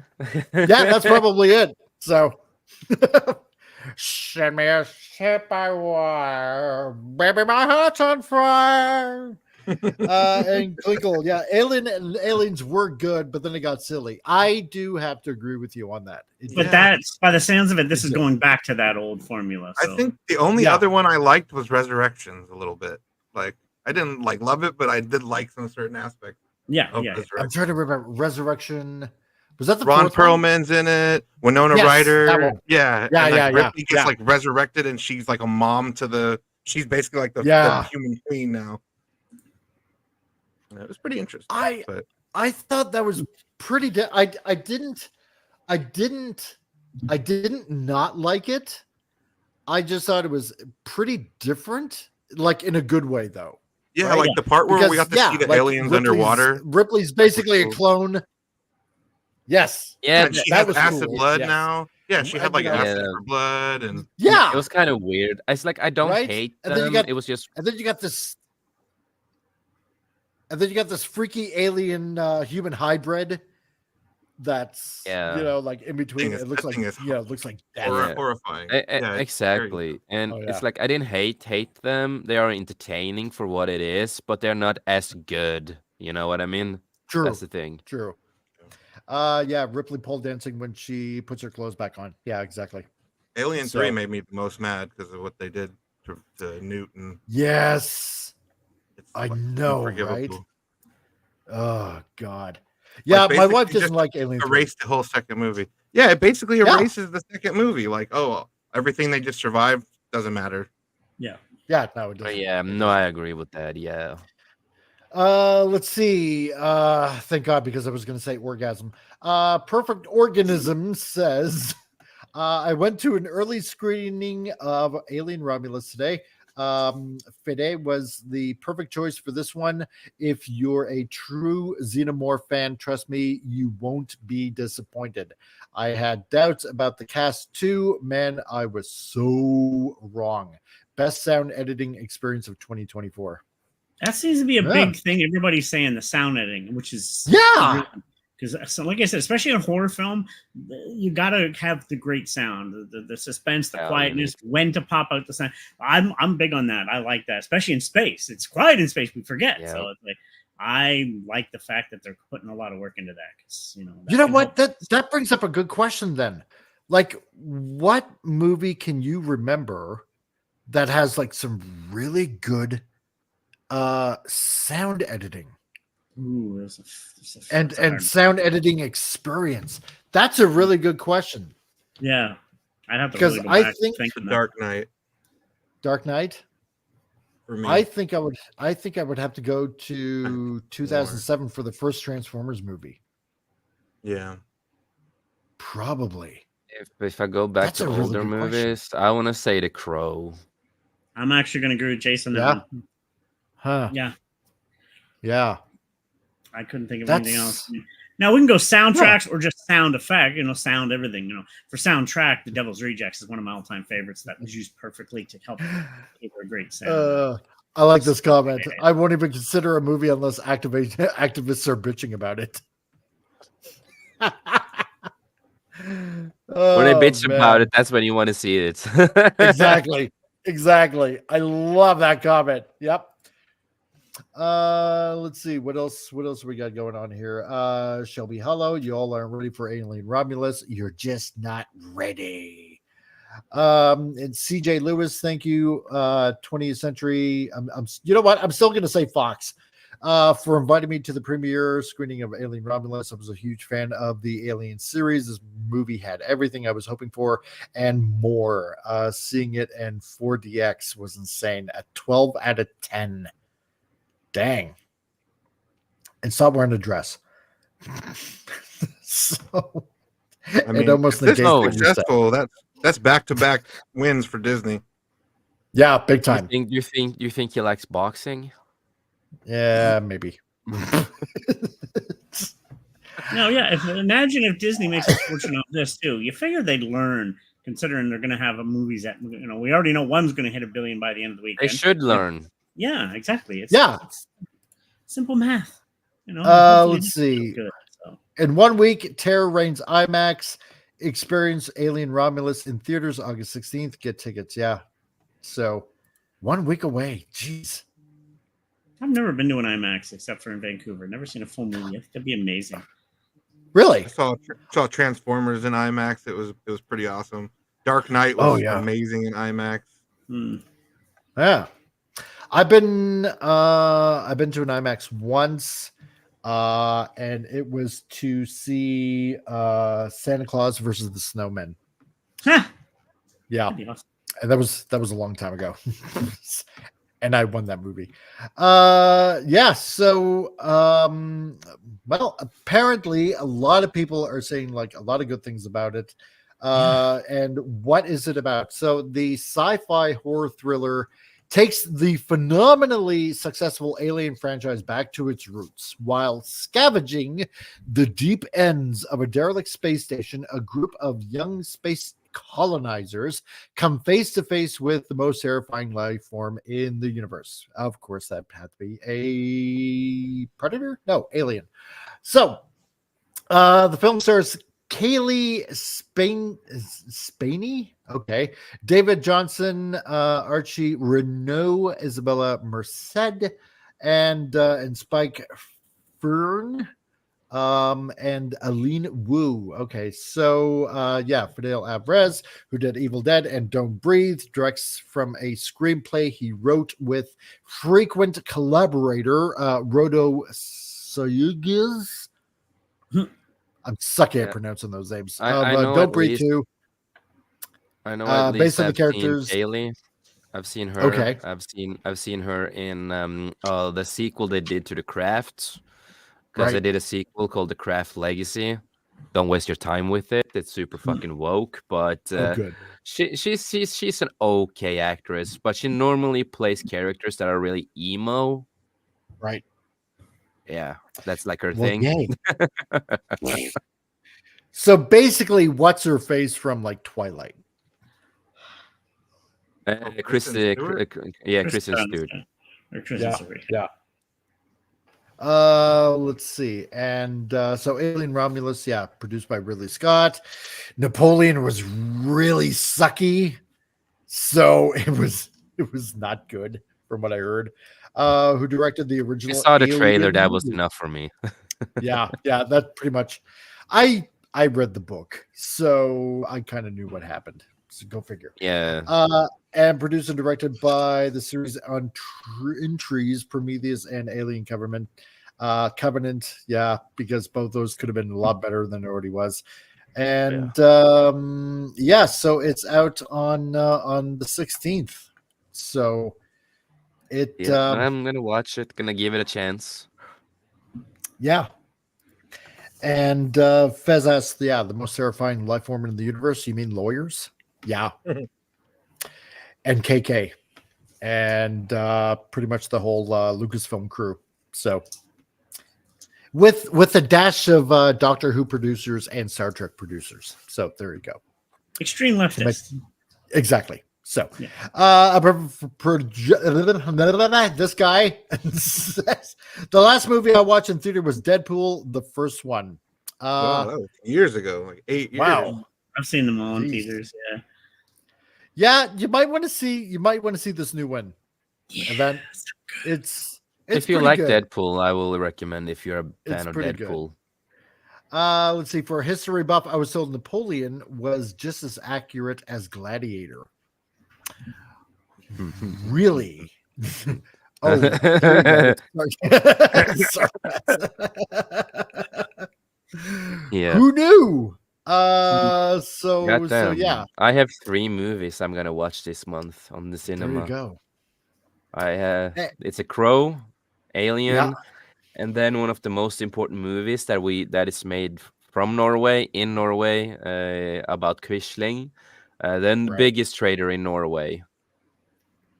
So it's Nice. gonna be see how accurate that movie is, because they Ah, chose a perfect actor. He really knows how to play that character. He looks like the guy himself, and it's gonna be really fun to see if they can be really accurate with it. sweet. Let's see, and now a little bit extra for news. So I guess we're going to back to the Marvel side of things. considering how we covered Deadpool, Wolverine, and Mr. Levy in his thoughts on Star Wars. Now, apparently, Kevin Feige teases Spider-Man for the Fantastic Four movie. This is kind of but odd. Again, the Fantastic Four movie is set in a different universe. Yeah, back in the how? past. It's like in Right. the past in another universe. They are not in the future, but they have futuristic world, but Yeah. they're in the Yes. past and different universe. So And how does that tie in with Madam Web? Because Spider-Man didn't exist then, remember? It's like, and that was the Oh, yeah, 80s. that's right. Yeah. So this is then they need to do a Spider-Man variant then. Oh, yeah. Watch it be Miles Morales or something like that. Spider-Man Or Noir. Spider-Gwen. This is not going Nicolas to Cage. So what is this all about? I don't know. And I don't care. Oh, wait, no. yeah, I'm almost to that point where it's like, I don't care. So The only part that um, makes me care, the only little part that makes me care is that I'm a comic Yeah. book geek. yeah. That's the only, mean, that's the part. I feel like if Spider-Man's in it, he's just gonna outshine them, I know, right? and then people Yeah, will be pretty more much. interested in what Spider-Man's gonna do than what the actual Fantastic Four are gonna do. And I He'll be and I Spider-Man saw the- featuring I the saw- Fantastic Four. And I saw the teaser thing they did for the Oh. San Diego thing, and I was Yeah. no. Yeah. Pedro Pascal as Richard. Yeah. No, just such a Exactly. big miscast. They like Hollywood just thinks he That's- could just play anyone. It's kind of silly. It's like you're I know. pretty popular right now. I'll throw And the you in the shields, you know, the shields were so funny because oh, Pedro looks so different now. He looks like this. I'm like, Oh, yeah. he looks the same like every He other project. Exactly. Oh my really- God. Some people And just like, oh, he Vince, has some in other words- mustache now. It's just like he In other always words, has like a Fantastic little. Four is gonna suck, and they need Spidey to sell it. Yes, that's pretty much it. Is what Exactly, it sounds like yeah. right now. Yep. And yeah, Pedro makes a horrible Reed Richards. Yeah, he does. He just does. He does. But I don't progenitor, see it, can yeah. Spider-Man make Fan 4 good again? No, probably not. Right. So I don't care either way. So Maybe we'll get they'll the turn him Spider-Man into with the the Amazing Bagman. Fantastic Four outfit with the brown bag on his head. No, Yes. no, I know Yeah. what they were teasing. I know what they're talking about. I don't know if they're gonna show Yeah. it here, but Diversity Kevin 4. Oh my God. Kevin Feige was wearing a cap, a Yeah. cap on his head, with the normal Spider-Man on the other side and a futuristic Fantastic Four white suit on the other.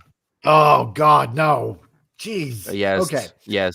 So, ahead of Friday's Marvel panel at Disney's D23 Expo, the expo that nobody really cares about anymore, Kevin Feige has been spotted possibly teasing a Spider-Man connection to the Fantastic Four movie. So, Marvel promoted the Fantastic Four big at Comic-Con, and now Kevin Feige is seen wearing a Spider-Man hat at D23 Yeah. that features a circular logo. Now, this logo has a regular Spider-Man costume mask on the right, but on the left is Spider-Man in white. And a fan Yeah, posted it on futuristic suit. X. So let's see if we can go ahead and bring that picture up here while we're here. And yeah, here is the picture. We'll bring it up for everybody right here. And everybody can make their own judgments on it, because that's the kind of thing that we do. We let it judge. So there you go. There's the hat right there on his head. Yeah. So regular Spidey on the left and white Spidey on the left or on the right. Yep. So Vince Womack, does Pedro think that he's as good as Cesar Romero in that he thinks he can get away without shaving his soup filter? Yes, probably. Right, exactly. God.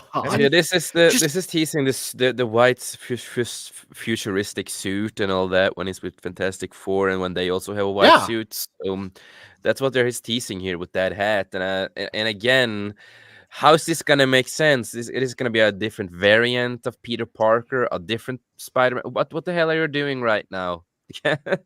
Yeah. because what it is, in case nobody really knows out there, it's referring to this right here, right? So the whole future I forget what they called them now because it was kind of weird at the time when it came out. So, and there have been on occasion where there was like a completely new Fantastic Four. Yeah, then it wasn't the because comics, Johnny Storm wasn't there anymore, so Peter kind of took over in a way, joined them somehow. Yeah. I don't remember the full story. It's so many years since I read it, but I remember Johnny Storm was not part of the team. Something happened to him, and then they had to like fill in with Peter because he's the funny guy. Yeah, exactly. And then at one point, when Thing was out of the Fantastic Four, they replaced him with She-Hulk. And then there was an entirely new Fantastic Four that had Wolverine, Ghost Rider, Hulk, and trying to think who the other one was. Hulk, Wolverine, Ghost Rider, and dang it. It's on the tip I can't of my remember tongue. myself. Yeah. Future that's right. Foundation. Future Foundation. Yeah. Thanks, Teague. It was and Predator. Oh, I'm betting he's gay and has a thing for Johnny. Yeah, exactly. It's like the suit is cool and all, but I will say the storyline wasn't my favorite. It was kind of weird. It's cool suits and everything, but it was kind of weird. And Penny, you got to get going. Not a problem. Thanks for jumping on by. I really appreciate it. And let us know what you're making for dinner. So, but I don't know how they're gonna do this. If they're gonna actually have him in Fantastic Four, I don't know how that's gonna work. Yeah, I'm not sure. It's gonna be really weird. So, because this is gonna be like multiverse Fantastic Four, and I guess in their version of the 60s, and I guess they're being somehow brought into this mainstream MCU. Yeah, they will at some point because they were confirmed that they're gonna be in the 2 Avengers movies, so they're gonna connect, come to that universe. So it's gonna be really weird. Gonna be odd. Yeah. And I will only give them one thing. The first half of the movie is gonna be. I'm wondering if the first half of the movie is gonna be like, Future Foundation, Fantastic Four, where Spidey's in it as well, and then probably somewhere in the middle they find themselves in the mainstream MCU. Maybe. I will give them one thing of the teaser I saw. I will give them one thing. Galactus actually looks like Galactus at least, but that's it. Just he looks like Galactus, but will he act like Galactus? Yeah, that's what I'm wondering, right? That Galactus looks amazing. Penny, pork chops, mac and cheese, green beans, and mushrooms, and applesauce. Oh, God. Yeah, I'm getting hungry right now. Dang. I got a Five Guys Burgers and Fries burger waiting for me back home. So now I want pork chops. Damn it. So what could the white Spider-Man costume mean? Well, Marvel is banking big on the Fantastic Four movie, so maybe that means that Tom Holland and Spider-Man will be in the flick.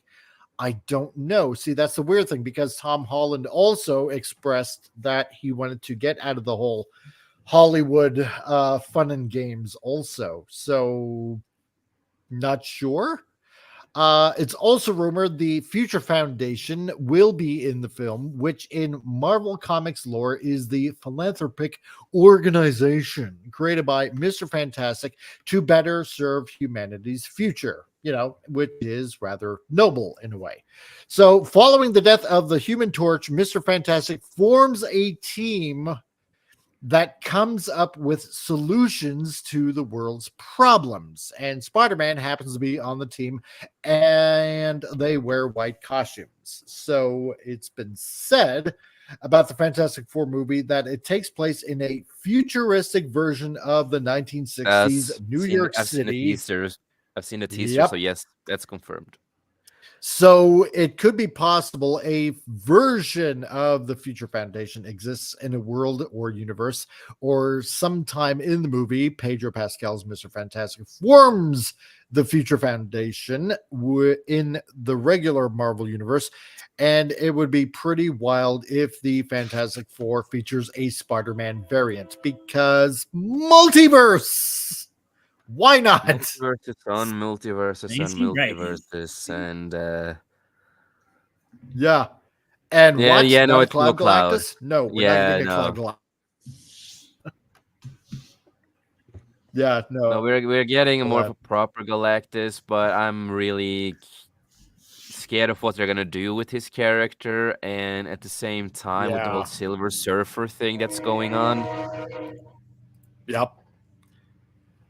And Event Progenitor said, did you hear Warner Brothers got renewed Cartoon Network is shutting down? It has no value along with CNN and Looney Tunes. It's so bad that they're not dual attributing the next Looney Tunes movie, or shutting, not shifting. Wow. I'm not surprised. Okay, so it is confirmed we're getting Shalabal Silver Surfer in a movie. So it is 100% confirmed now. Yeah. And from what I heard, Yeah. apparently that female Silver Surfer dies early in the movie.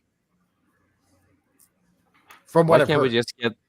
just get the original Silver Surfer we all love and care for? I, Why can't we just drop Galactus right? in this movie and have a proper, Dr. Von Doom?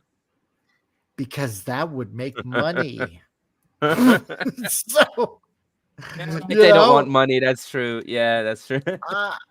I don't know, But I mean, the thing is, Johnny did come back, and he wasn't. I don't think, if I remember my comics correctly, Johnny wasn't exactly dead. I think he was lost in the negative zone or something like that. He was like gone for a long time. Stuff. Some weird fucking stuff. And the other possibility in the hat could be for Spider-Man 4. The fans have offered the white costume could mean anti-Venom or Mr. Negative, as seen right here above. If they ever brought in anti-Venom now, that would make no fucking sense at all, because we have it doesn't. Venom or anything in the MCU.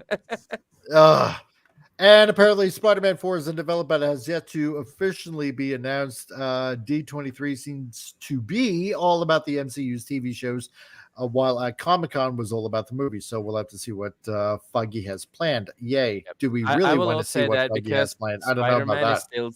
Spider-Man is still Sony. Can Sony just continue with Spider-Man in a proper way? In that kind of sense, because they already have Spider-Man. They already have the movies that they have done is basically Sony movies, just with Disney with them. Just continue that storyline with Tom Holland with no crossover with the other heroes. Just let him be alone for a while now. Let him be Spider-Man. Let him have his villain. But then again, we have that little piece of Venom goo that was left over behind when Tom Hardy's Venom went bye-bye back to his universe. So I don't know. Will we get negative Venom that way? That makes no sense either, because the Venom still needs to. Oh God, I know, right? Venom 3, there's like a team of people trying to like capture the Venom goo. And like do and they're different universes. Exactly. So the guy doing it was Mordo, the guy from Doctor Strange, but he was playing a completely different character. Yeah. And then like the other guy that was the Lizard from Amazing Spider-Man was in a car playing a guitar, and he looks like he's a different character too. So they're casting people that were in Spider-Man movies. In Marvel movies, but then they're giving them different roles. It's weird. Because multiverse. Because multiverse. That's right. Yeah. I mean, dude, I'm so sick. I'm so sick of a lot of multiverse, man. It's like you can do a proper multiverse stuff, but you have to be really smart about it and know what the fuck you're doing. But if you don't, you get like what MCU is, MCU, whatever you want to call it. That's when you get this Looney Tune of multiverses and all this. Yeah. That's right. I get a And, headache. Yeah. And you're right, Stark. Yeah, it's in his death throes. It really is. I mean, if they really don't turn this ship around, one successful movie, right? Deadpool Wolverine will not change. I mean, yes, if it makes $1 billion, great. It'll be the first one in 5 years to actually more than likely break $1 billion, right? Which will be amazing. But will it save the MCU? No, not really, to be quite honest, right? But hopefully it'll start to right the ship because, yeah, like what Appian said earlier, they got the Russo brothers back, right? And only because they're desperate. They're bringing Robert Downey Jr. back. Why? Because they're desperate. Yeah. $100 million. I keep on. I know, right? Because he was always the face for MCU, and they think that that's gonna sell again. Blah blah blah blah. Yeah. So no, it's not how it works anymore. It's not how it works. You know what? An event progenitor, that would be really interesting. Watch everyone gets Venom for Secret War. Yeah. Because if they even remotely follow that comic, which they probably won't anyway, because that's how Peter gets the Venom suit, right? With the on the Beyonders War World, and he gets the little bloop right out of the machine because Spidey's costume was all torn up, right? In the first Secret Wars maxi series, I suppose you can call it, and that's how he ends up with the symbiote, right? So I don't know.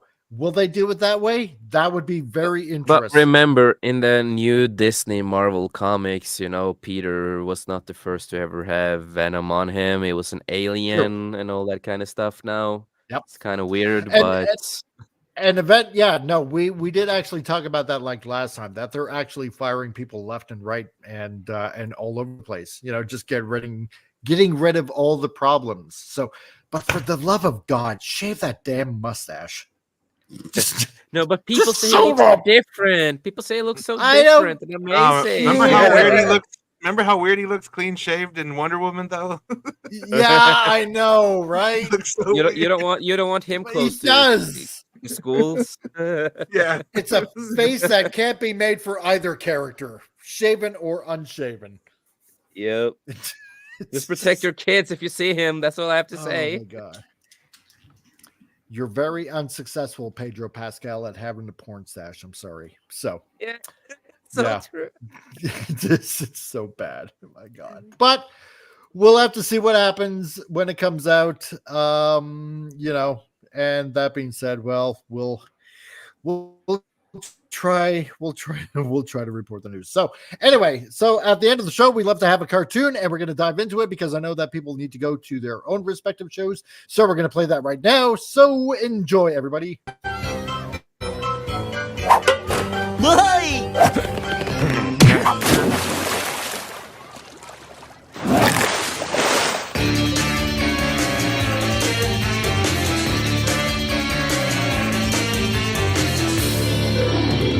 Step right up and throw those balls.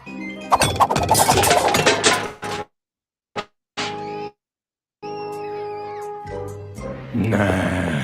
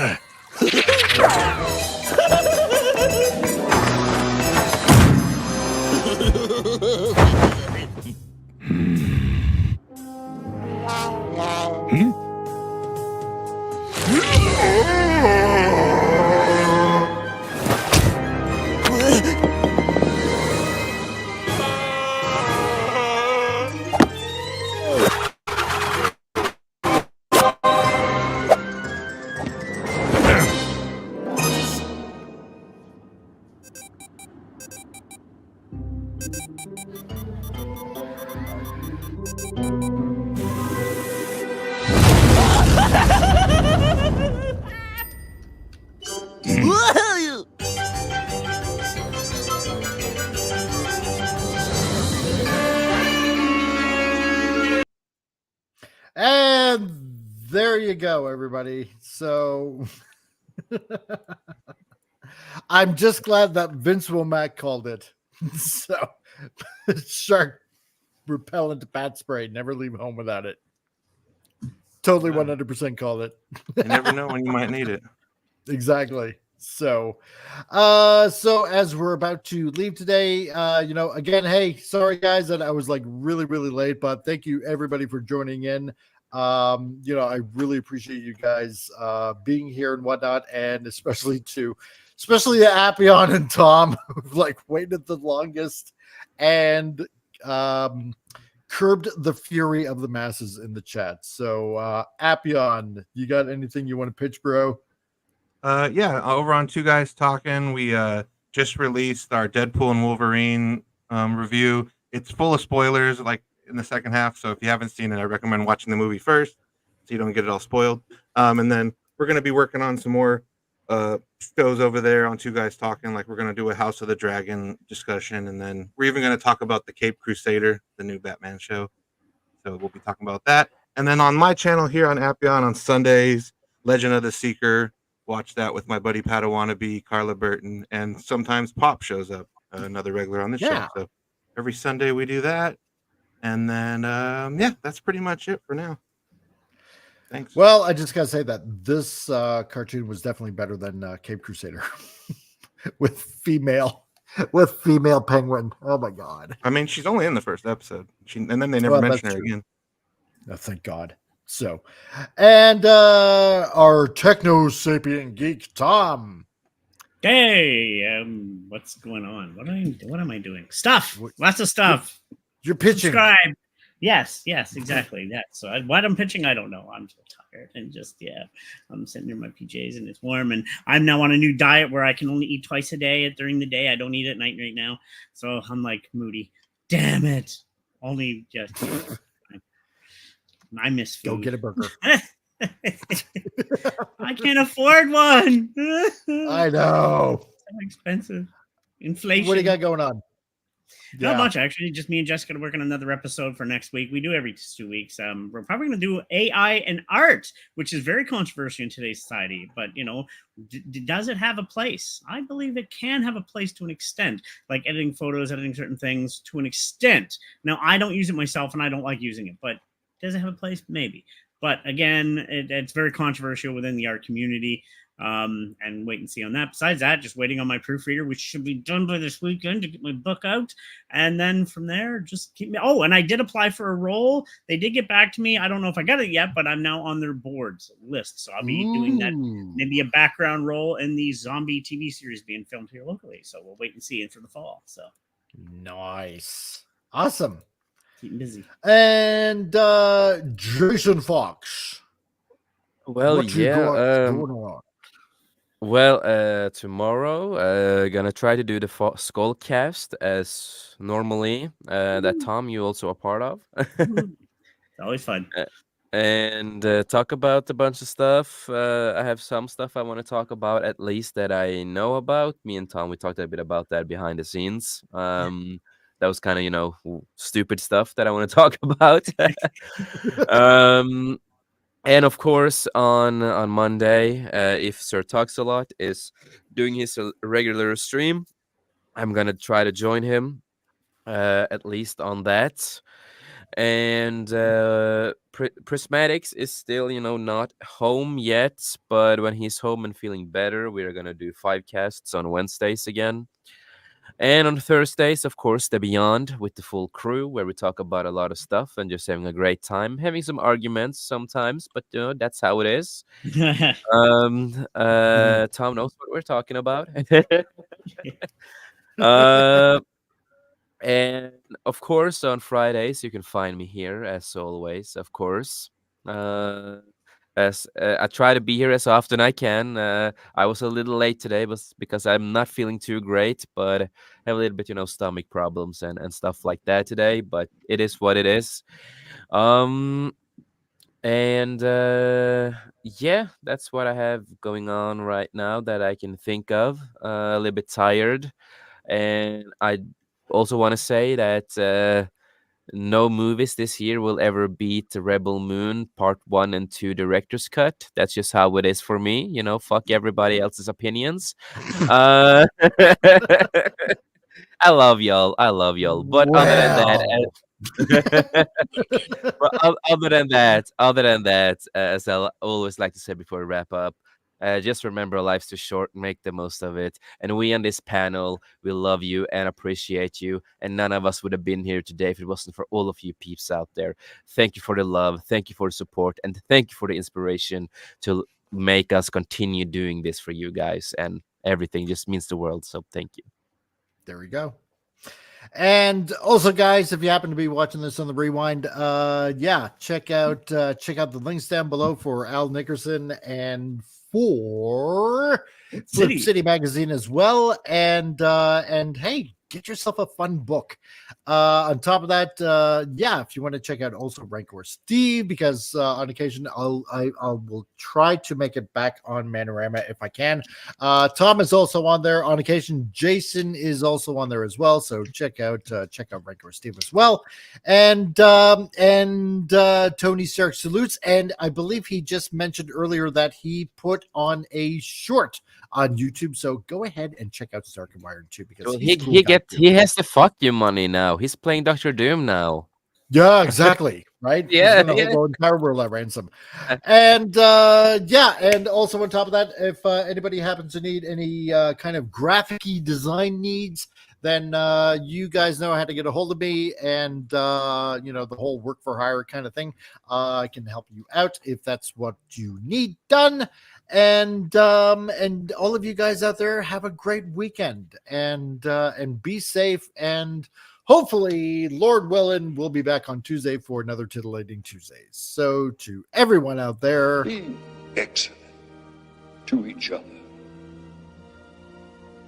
And